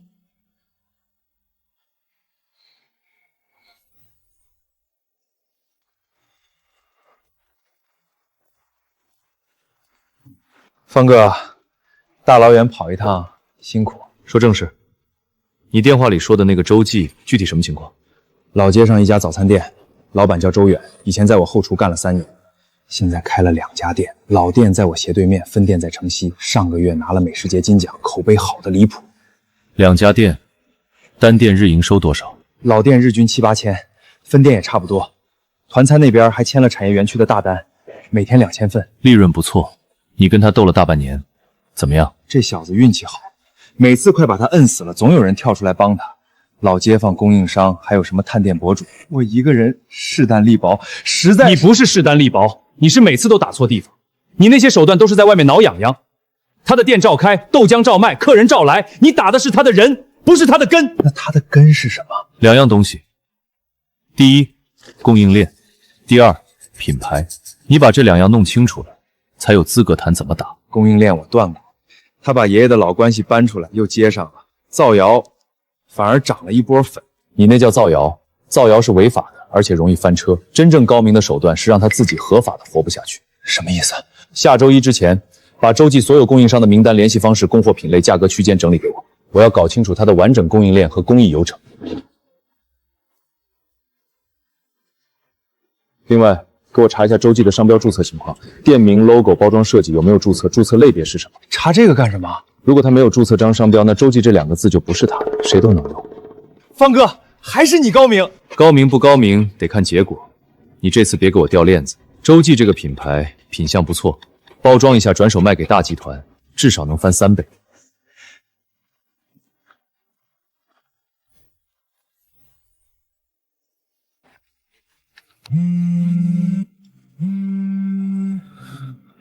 小周，睡了吗？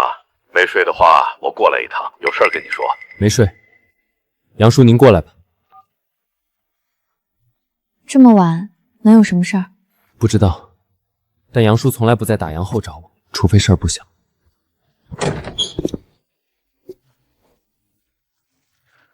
我一个老哥们儿今天给我打了个电话，说这2天市场上有人在大量收购南城产区的非转基因黄豆，能收的都收了，价格已经被抬了将近20%。一个中间商出面，但背后的老板没露面。那哥们儿说，对方资金很足，不怕花钱，要求只有一个：越快越好，越多越好。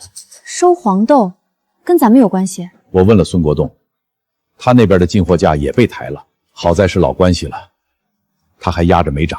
但他说对方的中间商也找过他，开的价很有诚意，被他推了。不只是收黄豆，我前天给面粉供应商老赵打电话，老赵说有人要收购他厂，条件是独家供货。他没答应，但股东动心，情况不乐观。同时收黄豆、收面粉厂。还有，我今天下午路过陈监卫，看见一个穿西装的人从里面出来，孙浩亲自送到门口。那人开着车走的，车上写着锦城餐饮管理有限公司。该公司负面频传，多家老字号店主投诉，以投资为名夺走配方品牌，将原店主踢出局，导致产品品质下滑，门店倒闭。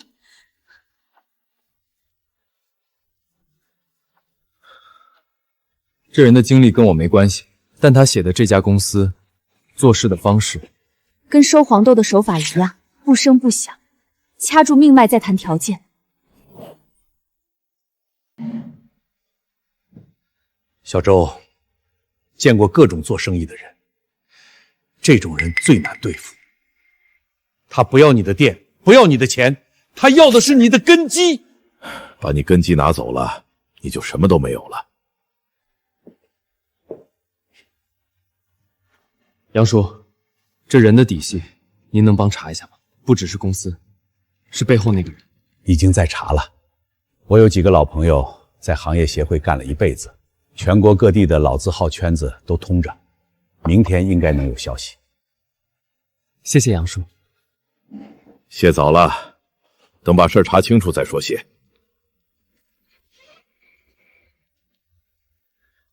孙浩换帮手了，不是孙浩，但也和孙浩脱不了干系。你在想什么？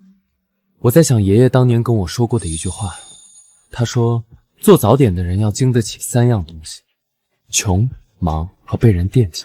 穷不省料，忙不省工，被人惦记的时候，不能丢了分寸。那你现在是什么分寸？豆子的事，咱们明天分头去跑供应商。我骑车把城南城北所有没被签掉的供应点都跑一遍。你把爷爷留下的老关系名录翻出来，一个一个打电话。分头行动，老店这边我盯着，出不了事儿。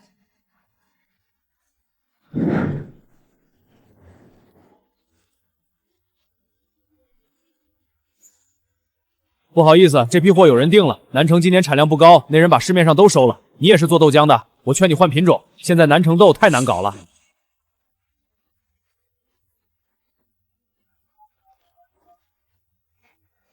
孙叔，是我。上次说的事情，现在情况怎么样？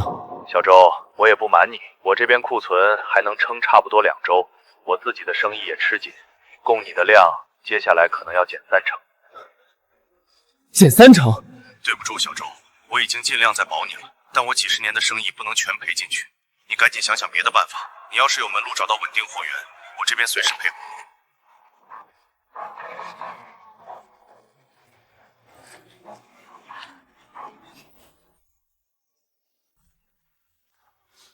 怎么样？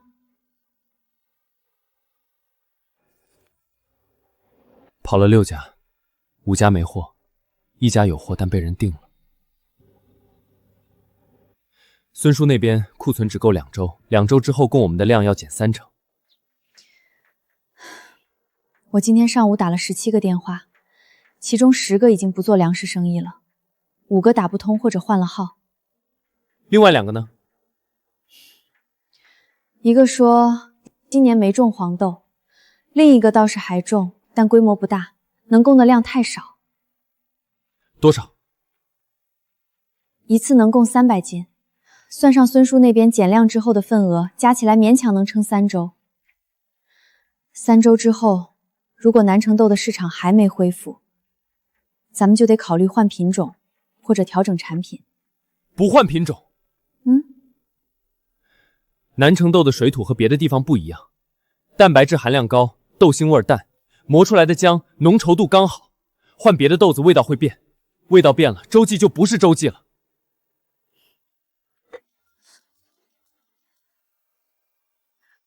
有一个好消息，联系上爷爷老客户之子赵叔，他在城东有磨坊供面粉杂粮，说帮联系2个稳定客户，他可给咱们约800斤南城豆，够用一阵。赵叔，我小时候见过他，他爸和我爷爷是20多年的老朋友。他家的磨坊开在东郊河边，小时候爷爷带我去过一次。对，他说记得你，他说上次见你才到他的膝盖高，现在都能开店了。他还说你爷爷当年帮他家渡过一次难关，这份情他一直记着，现在该还了。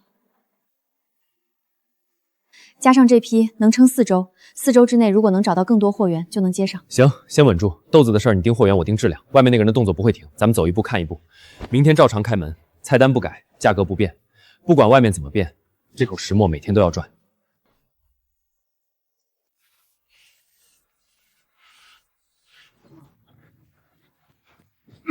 小周，你来看看这个。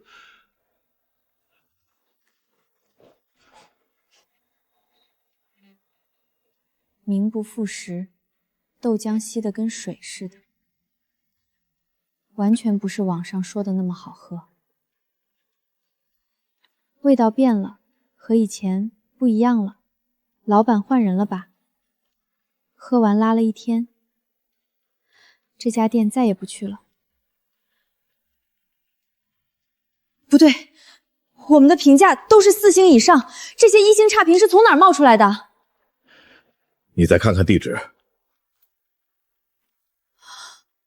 周记元末。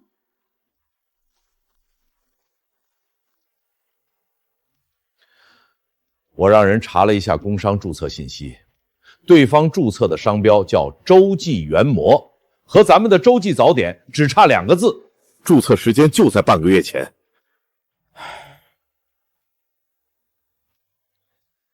孙浩和那个姓方的，这次不是掐原料了，他们要混淆洲际这2个字。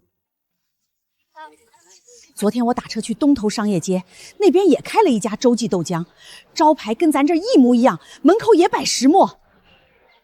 我喝了一口，直接吐了，那股豆腥气冲鼻子，还有渣子。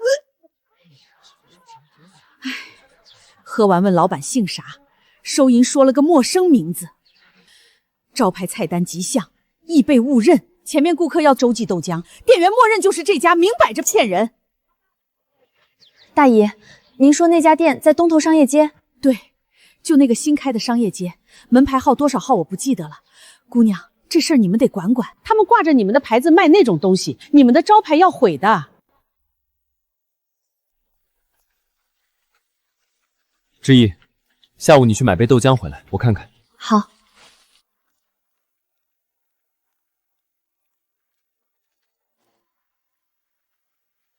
你闻。他们不在乎好不好喝，也不在乎有没有回头客，他们在乎的只有一个，让洲际这2个字被足够多的人看到，然后记在心里的是不好喝、不卫生。你们老板是谁？我在你们家喝的豆浆里面有脏东西，昨天喝完拉了4次肚子，今天早上都发烧了。怎么又是豆浆出事？您先别激动，您看清楚，这张缴费单上的店名是洲际元馍，我们叫洲际早点，不是同一家店。不是一家，可是那个招牌跟你们这招牌一模一样啊！我被骗了。您先喝一口这个。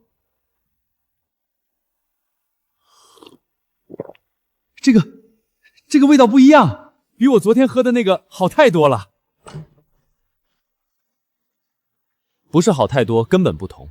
昨天那家在东头商业街，我们只此老街店和城西分店，认准洲际早点，多字少字均非本店。不好意思，是我搞错了，我刚才太急了，没看清楚就冲你们发火。没事儿，您肚子好些了吗？好多了，但昨天确实难受。下次您去那边方便的话，带这张名片，到了给店员看，能送1碗豆浆。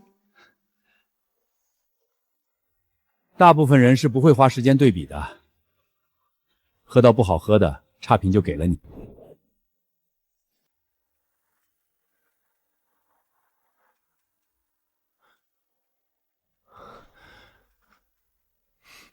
我找到办法了，依据在先使用权，我方早用洲际近3年，证据充分，可要求对方停用混淆店名。需要准备哪些材料？需收集老街坊多人证言、老报纸原件或扫描件、美食节证书及直播录像、开业至今带招牌的店面照片、近3月进货单据，证明持续使用洲际早点。够，这些东西我们都有。杨叔那边老报纸一直保存着，我今晚就整理。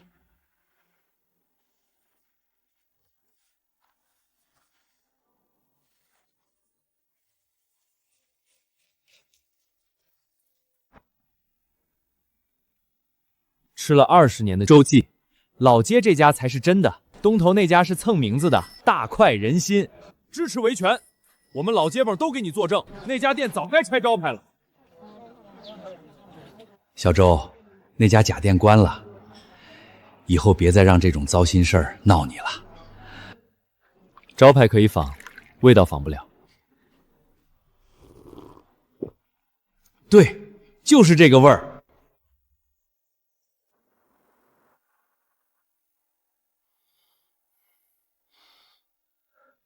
方哥，那家冒牌店被拆穿了，周元走了行业协会的路子，把咱们注册的商标给打掉了，网上那些差评全清零，白忙一场。意料之中，商标在先使用权这步棋他迟早会走。我只是没想到他这么快就找到了。这招又被他破了，接下来怎么搞？冒牌店本来就不是为了打垮他，一个假招牌顶多分奏他几个新客，伤不到根基。我要的是另一件事。什么事儿？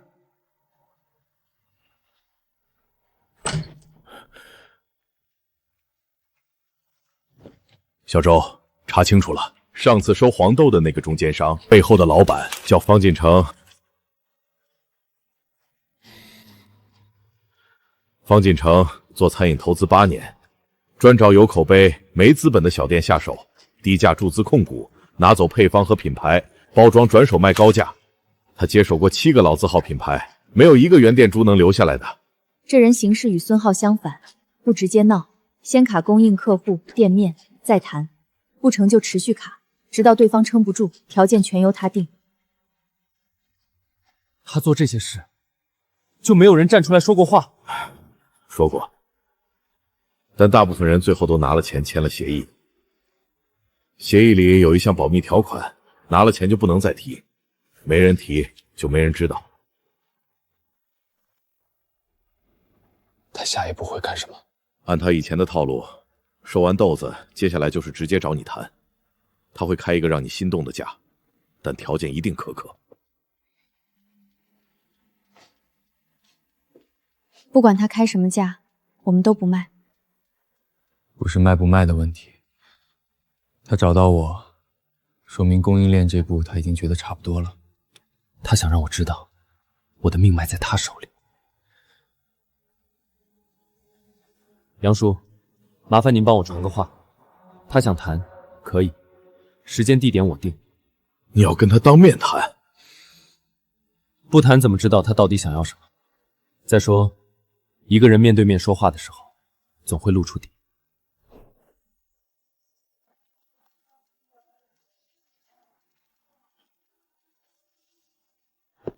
周老板，久仰，我叫方锦成。这段时间咱们虽然没有直接见过面，但彼此应该不算陌生了。豆子是你收的，南城黄透现货基本在我手里，主供应商孙国栋的2个大客户被我牵走，3年包销合同他没接，客户跑了一半，撑不了多久。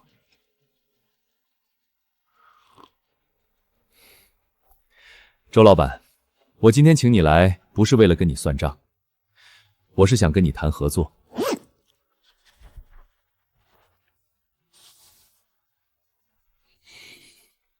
鼎石资本出资500万开10家分店，你首亿入股占40%，你负责研发品控，经营无需操心。投资方案你先看。配方归谁？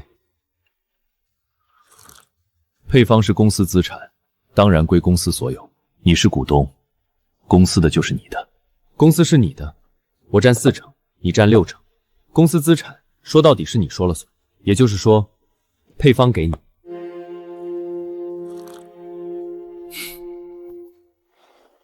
周老板，你知道你这个品牌现在最大的问题是什么吗？是太小，2家店影响有限。我有资金团队，能帮你扩张到全省。你拿40%收益，更自由。做遍全省以后呢？品牌做大了，自然有更大的平台来接。到时候你可以套现退出，拿着这笔钱做任何你想做的事。也就是说，最终还是要卖的。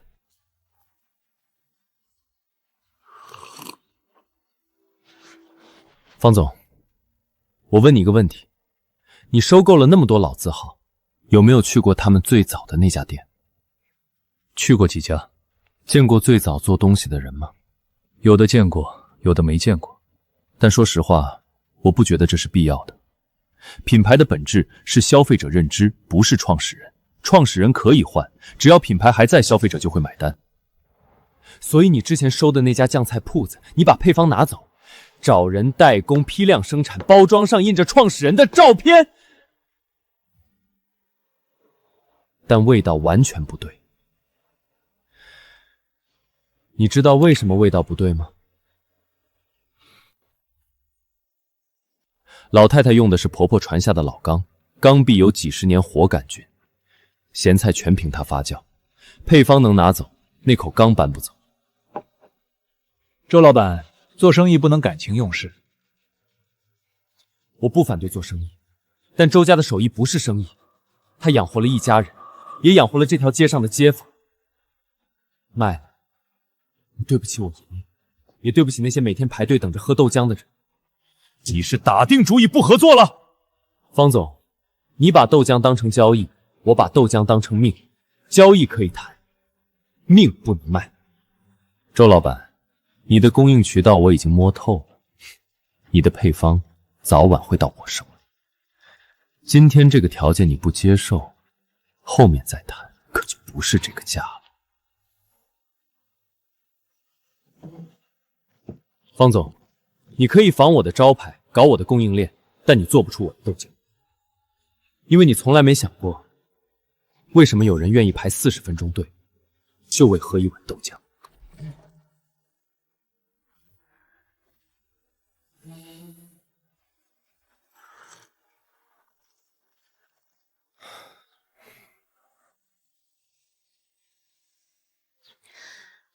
谈得怎么样？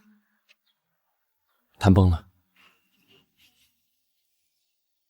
那就准备打硬仗。不是打硬仗，是打一场他们永远赢不了的仗。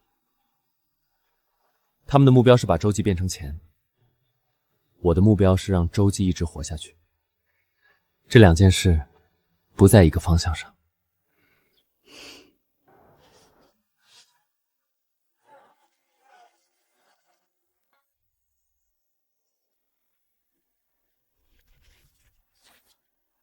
洲际豆浆作为本年度美食节金奖获得者，被推荐为本届传统手艺展的参展单位，请携带代表性产品及制作工具到场展示。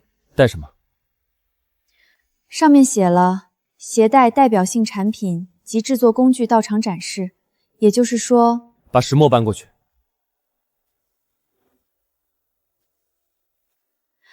会展中心在城东，石磨200多斤，怎么办？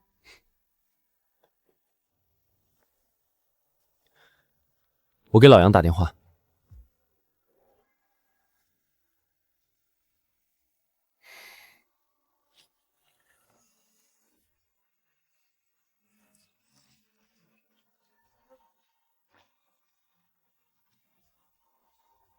这不是那个美食节拿金奖的洲际豆浆吗？对，我在网上看过他的视频，就是那个人挑豆子一颗一颗挑的那个。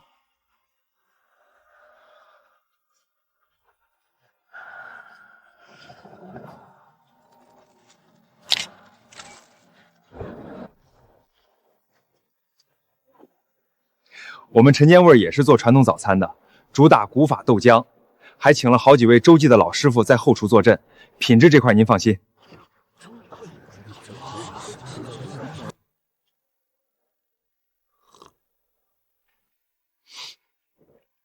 这个味道，我刚才在那边喝了洲际的，你这个差太多了。我们是标准化生产的，口感会更稳定一点。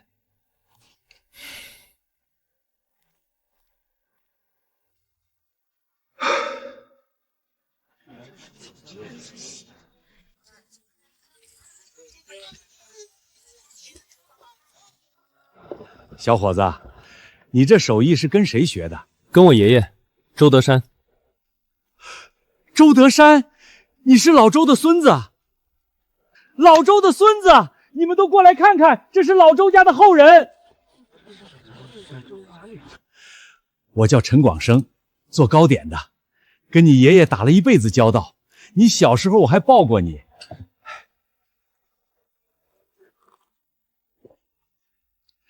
就是这个味道，快40年了，一个字，正。小周，你这店开了不到1年吧？快1年了，不容易。你碰上那些人了？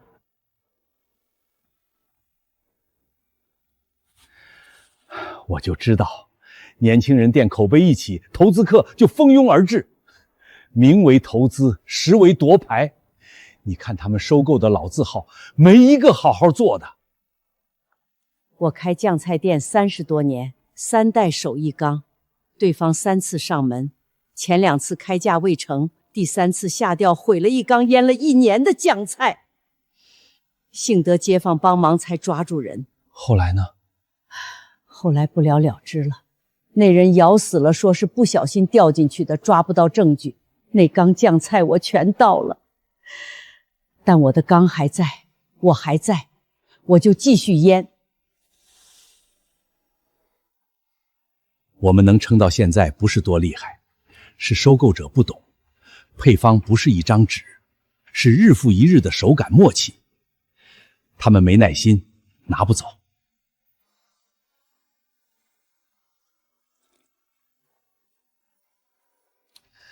小周，守住你爷爷的东西，不管他们给你多少钱，别卖。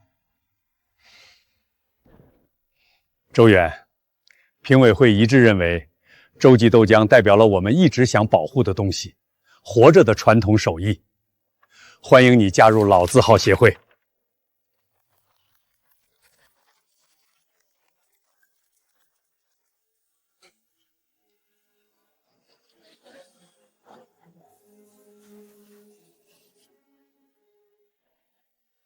刚才陈师傅走的时候给我留了个电话，说他那边有一批糯米粉的货源比市面上的好，问我们要不要试试做新品。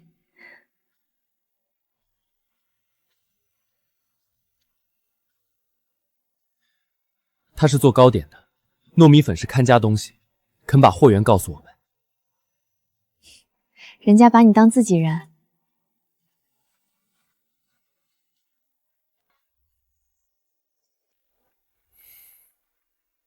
小周，我有个事儿想跟你说。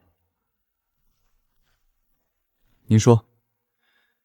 前2天有人来我家敲门，拿了一份征求意见表，说是有投资方愿意出钱翻修咱们这条街的临街铺排，统一规划打造什么老字号一条街。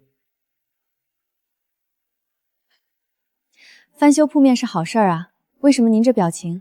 问题在后面。那份意见表上还写了一条，提议取消洲际门口的石磨操作室，理由是说石磨噪音扰民，豆浆味影响老街的整体形象。石磨噪音？我们的石磨只在凌晨和早上转，中午以后从来不开。我知道，每天下午你家都安安静静的，但那份表上写的是全天候噪音扰民。我当时没多想就签了。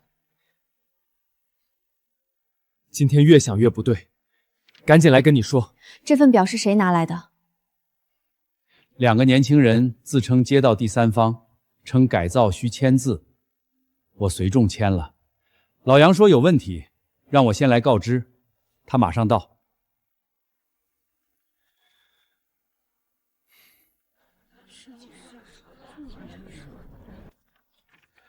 第1条说石磨噪音影响居民午间休息。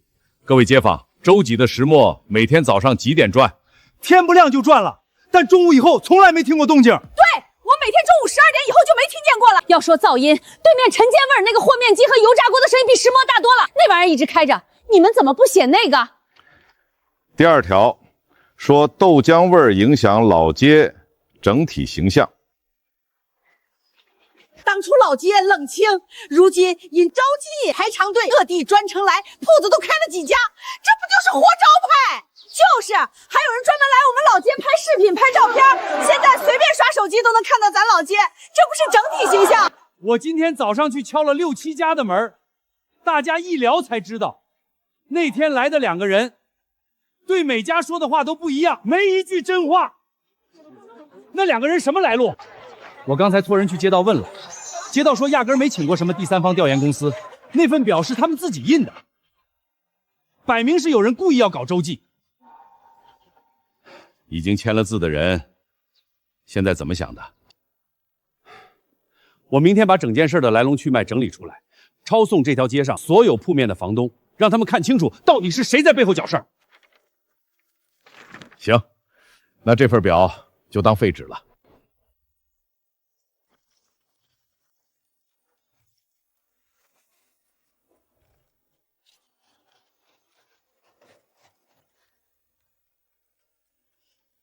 你什么时候决定的？刚才他们在门口帮我们说话，我们不能让他们空手回去。豆浆不值几个钱，但这是我们唯一能给的。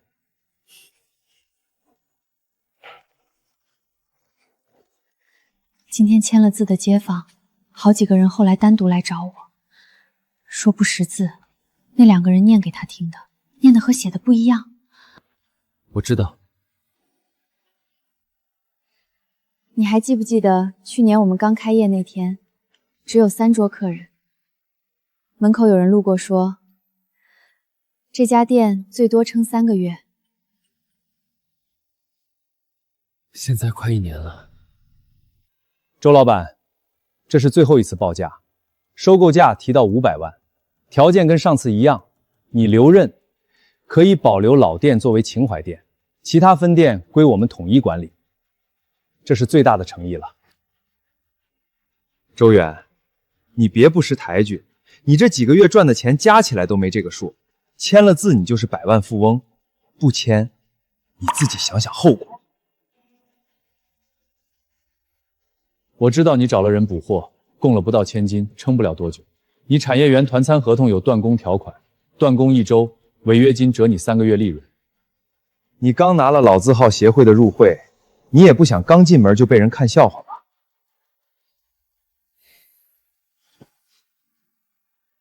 方总，你的报价我一个都不会接受。从今天起，周记不会再跟你们有任何形式的接触。我周远只有2句话：周家的招牌不卖，周家的豆浆假不了。周远，你以为你是谁？方哥给你脸，你别不要脸！我告诉你，你现在不签，以后后悔都来不及。方哥的人脉和资金不是你能想象的。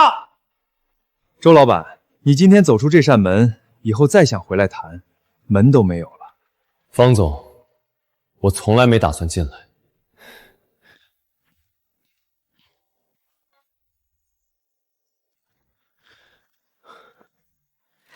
谈得怎么样？彻底谈崩了，孙浩也在。你还记不记得开业头1天晚上，你挂这片招牌的时候跟我说了什么？我说，周家手艺传了4代人，不能断在我手里。还有呢？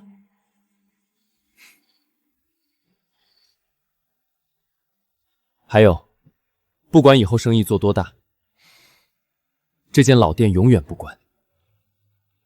这是根不能没有。对，所以不管他们出多少钱，不卖。方哥，我就说了，这小子软硬不吃，你开500万他都不动心。这种人，他不吃软的，硬的呢？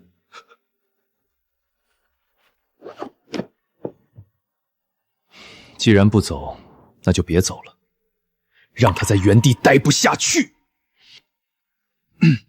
方哥，你的意思是？喂，是我。上次说的事，可以开始准备了。方哥，你之前那几招，收豆子、开冒牌店、找人联名，全让他躲过去了。这回你打算怎么弄？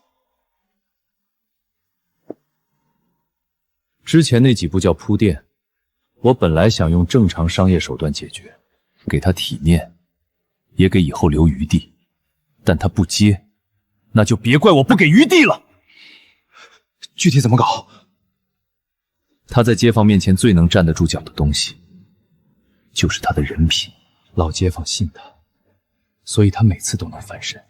那就让他的人品站不住脚。豆力饱满，和往常一样。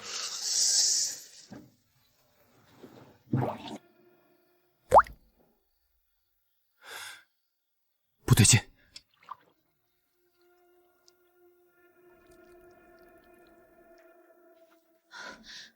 怎么了？之意，手电筒拿过来。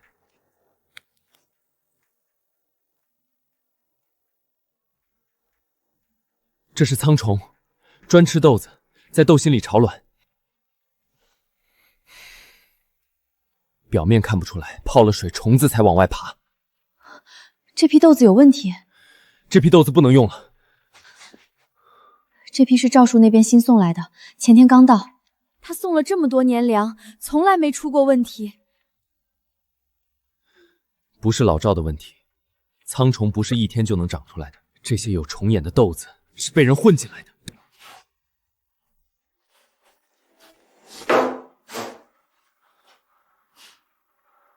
之意，今晚加班，这一整批豆子要全部过筛，一颗一颗挑，明天早上不能耽误开门。我陪你。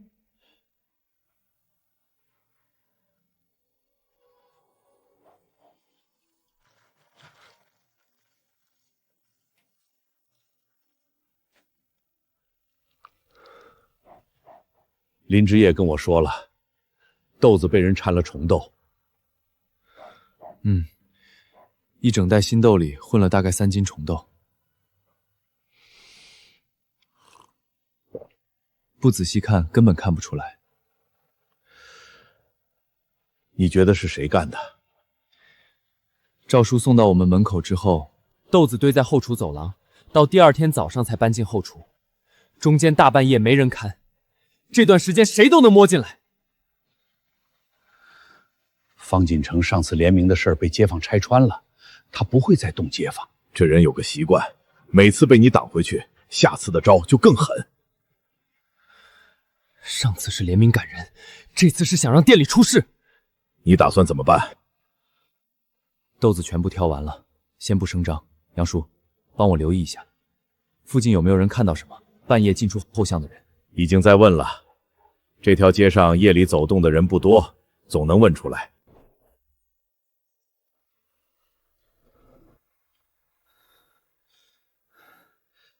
方哥，你不是说找人往豆子里掺了东西吗？对面今天照常开门，一个拉肚子的都没有。他挑出来了，掺了3斤虫豆，全挑出来了。他爷爷教出来的手艺，豆子好不好，手一抓就知道。掺虫豆本来就不是为了让他真出事。那费这劲干嘛？第一，他挑豆子要花一整晚，人疲了就容易出错。第二，他知道豆子被动了手脚以后进货会更小心，天天悬着心。第三，这次是虫豆，下次是什么他猜不到。方哥，还是你高明，不是我以前那种闹一下就没下文的路数。你以前是一拳一拳打，打完就完了。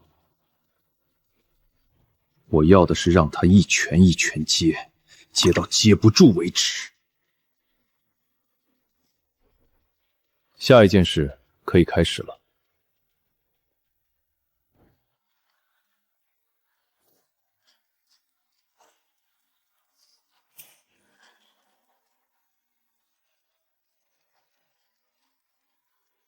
之意，后巷有人动电箱，拿手机从后窗最右边那个角往下拍，那个角度刚好能看到电箱。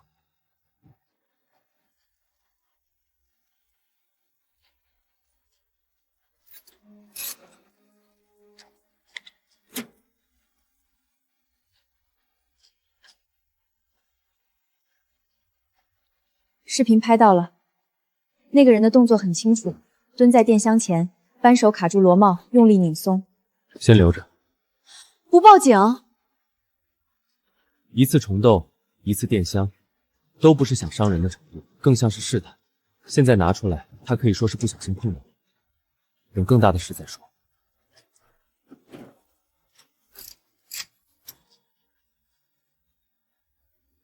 从明天开始，每天早上第一件事，检查电箱、煤气阀、水管接口。每天打烊后，所有设备接口全部检查一遍再说，谁也别偷懒。明白。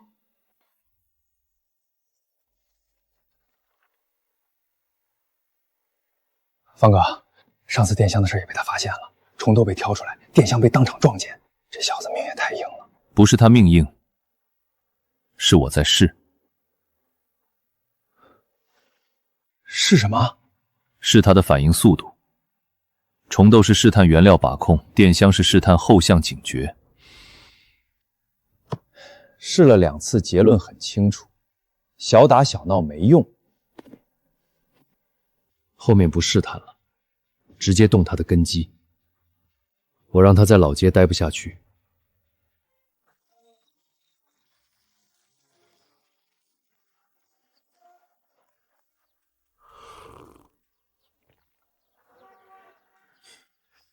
今天这豆浆怎么了？没什么。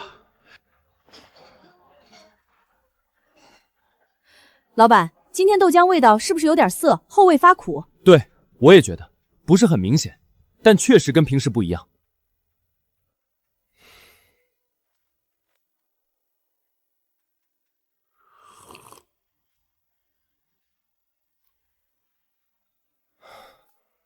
确实有点涩，各桌都别喝了。今天早上的豆浆我请客，全部免单，豆浆全部换掉。豆子没问题，沫没问题，水没问题，所有流程和昨天一模一样。你昨晚说调味料和添加剂全部上锁，要是只有我们2个，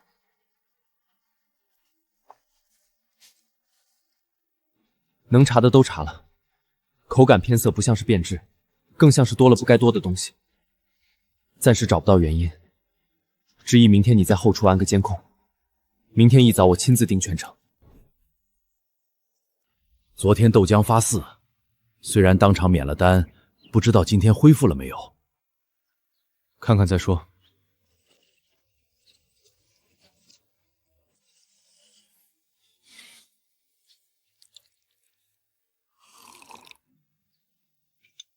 一滴不剩。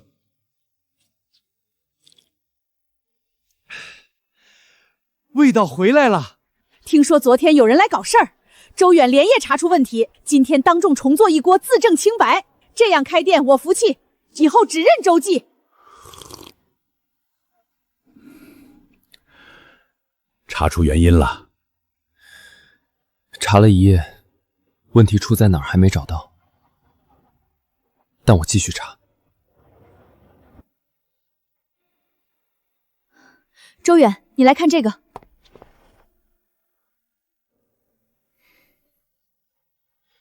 有人用针管往食用碱袋里注射了东西，针孔藏在封口的褶皱里，除非把内袋拆出来对着光照，否则发现不了。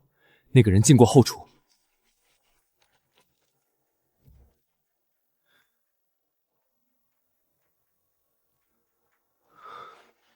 通风口的铁栅栏松了，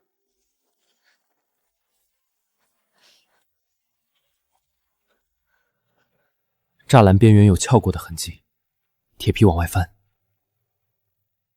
有人从上面爬进来，踩着货架下去，动完东西又从原路爬出去。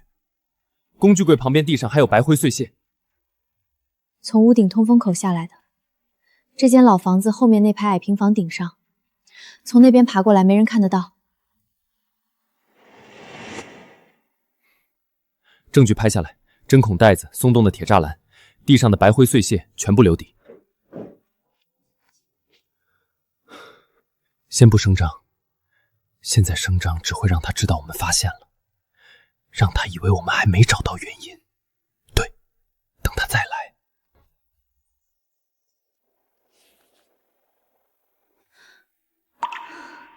周远，你看这个。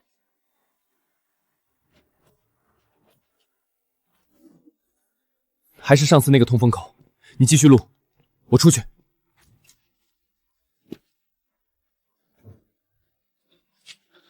你别过来，别跑了。上次通风口没拍到你正脸，这次从头到尾全在监控里。你搬梯子、爬墙、撬锁、蹲在后门翻包，每一个动作都拍得清清楚楚。上次往食用载袋里扎针孔的人，是你吧？是我。监控拍到你在后厨货架旁边蹲了将近5分钟，你拿了什么，放了什么，放在哪个袋子里，画面全能对上。你知道往食品里放东西是什么性质吗？不是商业竞争，是刑事责任。你替方锦成背这个责任，他给你多少钱？2万，他就给了我2万块钱。他说就是让人拉2天肚子不会出事，出了事他兜着。我真不知道会这么严重，我就是想挣点钱回家过年。他兜着。他现在自己都兜不住了。你以为他是第一个找你干这种事的人？他找了不止一个。前面那些人的供述、转账记录、通话录音，我这里全有。我交代，我全都交代。方锦成让我往你们调味料里放东西，上次碱袋里的针孔是我扎的，这次让我来放催化剂，说放豆浆里会让人拉肚子。之一，报警。我会不会坐牢？你配合把事情说清楚，把你知道的方金城让你干的事儿全部交代出来，后面怎么判看你的态度。但你今天不说，等监控视频交上去，性质就完全不一样了。我说，我全说，所有他让我干的事，我一件都不瞒。把东西捡起来，进来坐着等。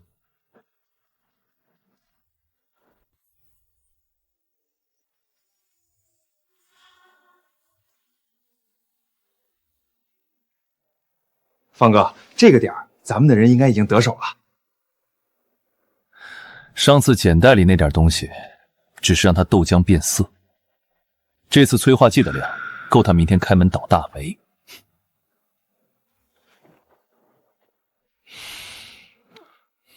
我倒要看看，这回他怎么跟那些老街坊交代。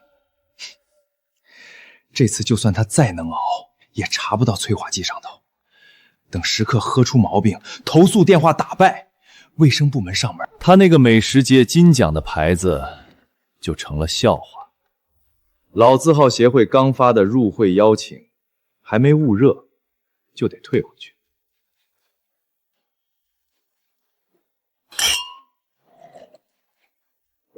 周远啊，周远，你当初要是乖乖拿钱走人，哪有今天？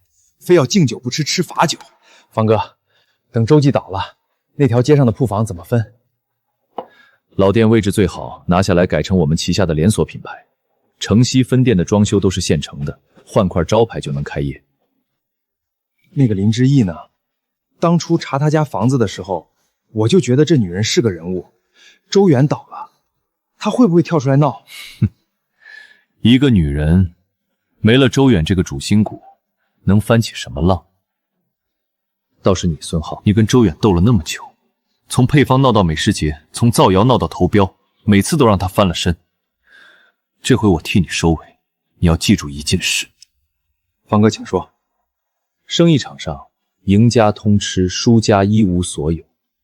明天太阳升起来的时候，周远就什么都不是了。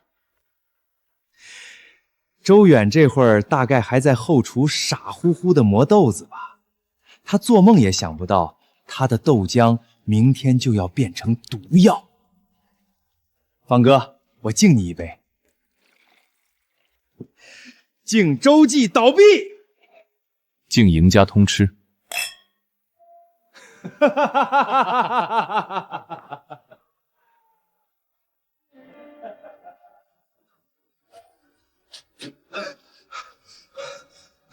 方总，浩哥不好了，后巷那边老张被抓了。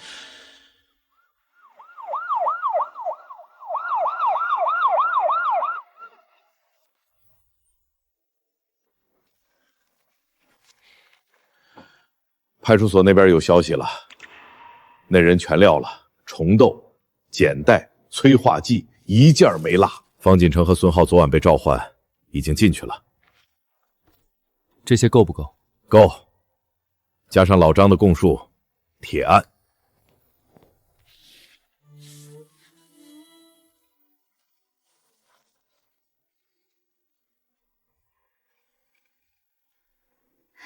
终于到头了。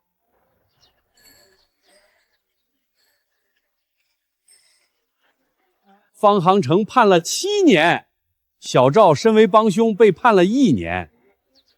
孙浩2年6个月，我之前还以为最多几个月，没想到这么重。方锦成教骚人在食品里动手脚，这不是商业竞争，是人命关天的事儿，没冤枉他。孙浩也是从头到尾一条路走到黑。他俩要是当初好好把分红给周远，哪有今天这些事儿？说到底，自己把自己送进去的，这条路是他们自己走的。今天的豆浆和昨天一个味儿。对，就是这个味儿，从去年喝到今年，从来没变过。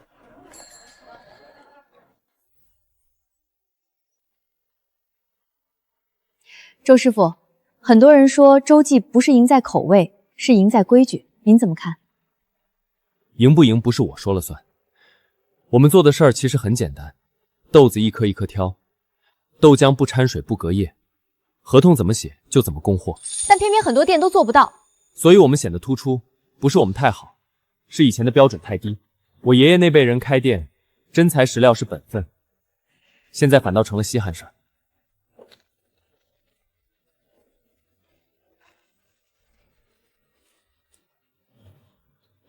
周师傅，我们在老家也做早点，豆浆都是用豆浆粉冲的。您这套标准化流程能给我们一份吗？能，不是给一份，是全部开源。泡豆时间、磨浆转速、点卤温度，你们想用直接拿。只有一条，用了这套标准就得遵守，不能今天用好豆子，明天用差的。没问题，我们就是想要一套真能用的规矩。我们那条街上3家早餐店都在比谁更便宜，没人比谁更好。您的做法给我们指了条路。小周，你现在不光是自己开店，是在给整个行业定标准了。陈师傅，标准不是我定的，是我爷爷那辈人定的，我只是没丢。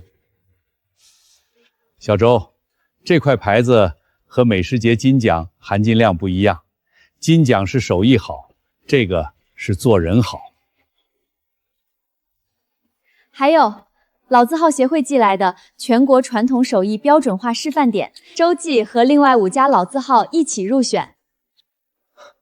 师傅，这是什么意思？意思是以后有人想学做豆浆，协会有统一的教材和标准可以用了。其中豆浆那一章参考的是咱们的流程。那我以后就是标准里教出来的徒弟。你是第一个按这个标准学出来的徒弟，但标准是死的，手艺是活的。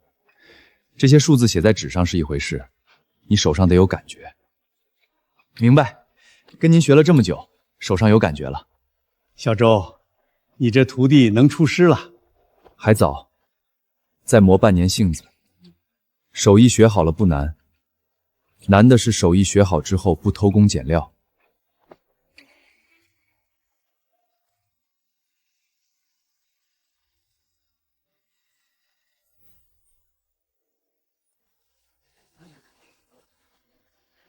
这位置好，树荫底下排杯长，不怕日晒。周边3个老副区，2000多户人家，客源稳。老店模式倒班，明账操作间对着门口，石磨靠窗放，后厨面积比老店大了1倍，能同时带2个学徒。周老板，你这透明操作间的玻璃选哪种？普通的还是钢化的？钢化的，多花点钱没事，安全第一。操作间外面留一排座位，客人能边喝豆浆边看磨豆子。小周，你这店什么时候开？我们都等着呢。下个月初8，开门前3天，豆浆半价，豆渣素肉星免费尝。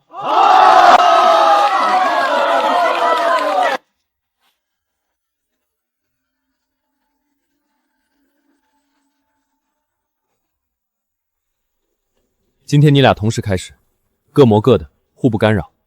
磨完以后互相尝对方的豆浆，找出对方的毛病。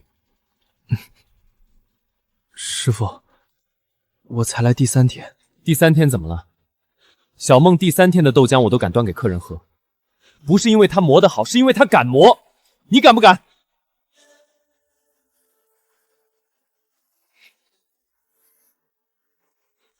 敢。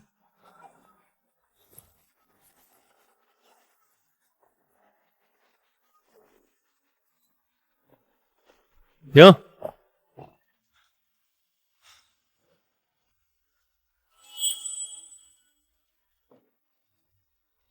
你俩自己换着喝。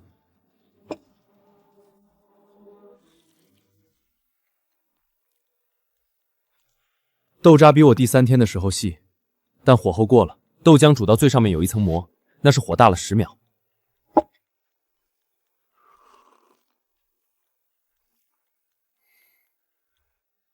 这碗我挑不出毛病，浓稠度一样，豆腥味退干净了。你仔细尝最后一口。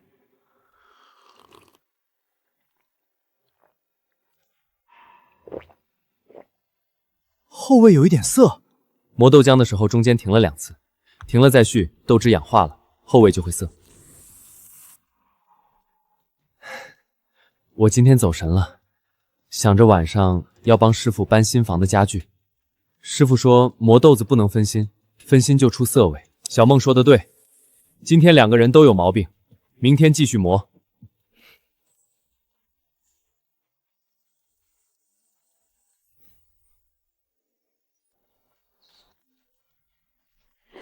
这是我从老家搬过来的，你外婆养的兰花，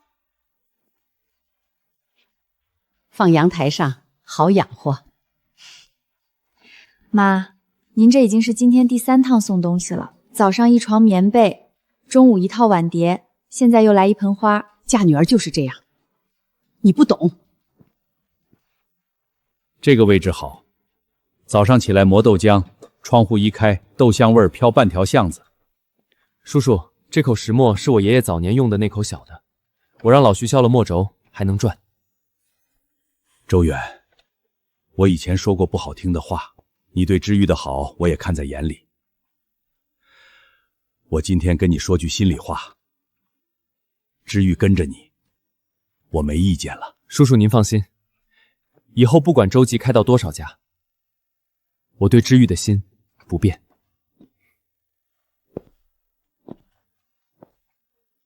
夹好了。夹好了。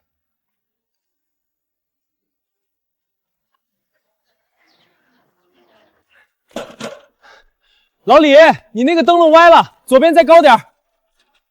这样行不行？行，下一个。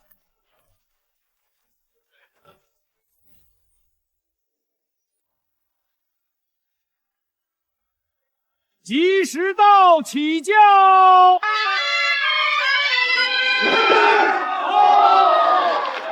新娘子是从城北娘家接来的，花轿要在老街上走一圈，最后到周记门口拜堂。我在老街住了30年，没见过这么排场的婚礼，整条街都封了，两边摆满了花篮。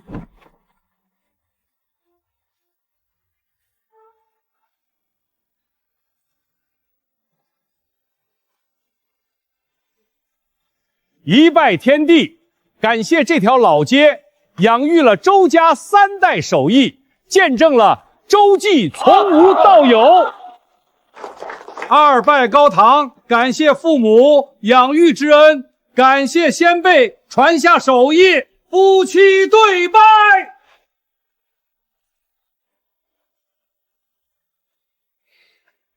敬祖传手艺。爷爷，今天孙儿成家，这碗豆浆敬您。周家手艺，孙儿守住了。从今天起，知意和我一起守，以后有了孩子，也让他守。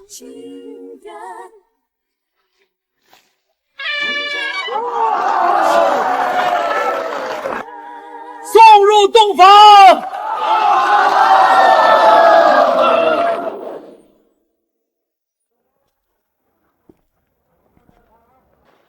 你还记不记得开业头1天晚上，你挂这块招牌的时候跟我说了什么？我说，周家手艺传了4代人，不能断在我手里。那我呢？我当时怎么说来着？你问我，万一店开不起来怎么办？你怎么答的？我说，那就从明天开始磨豆浆，一直磨到有人来喝为止。现在不愁没人喝了，天天排队，从街这头排到街那头。明天早上照常开门。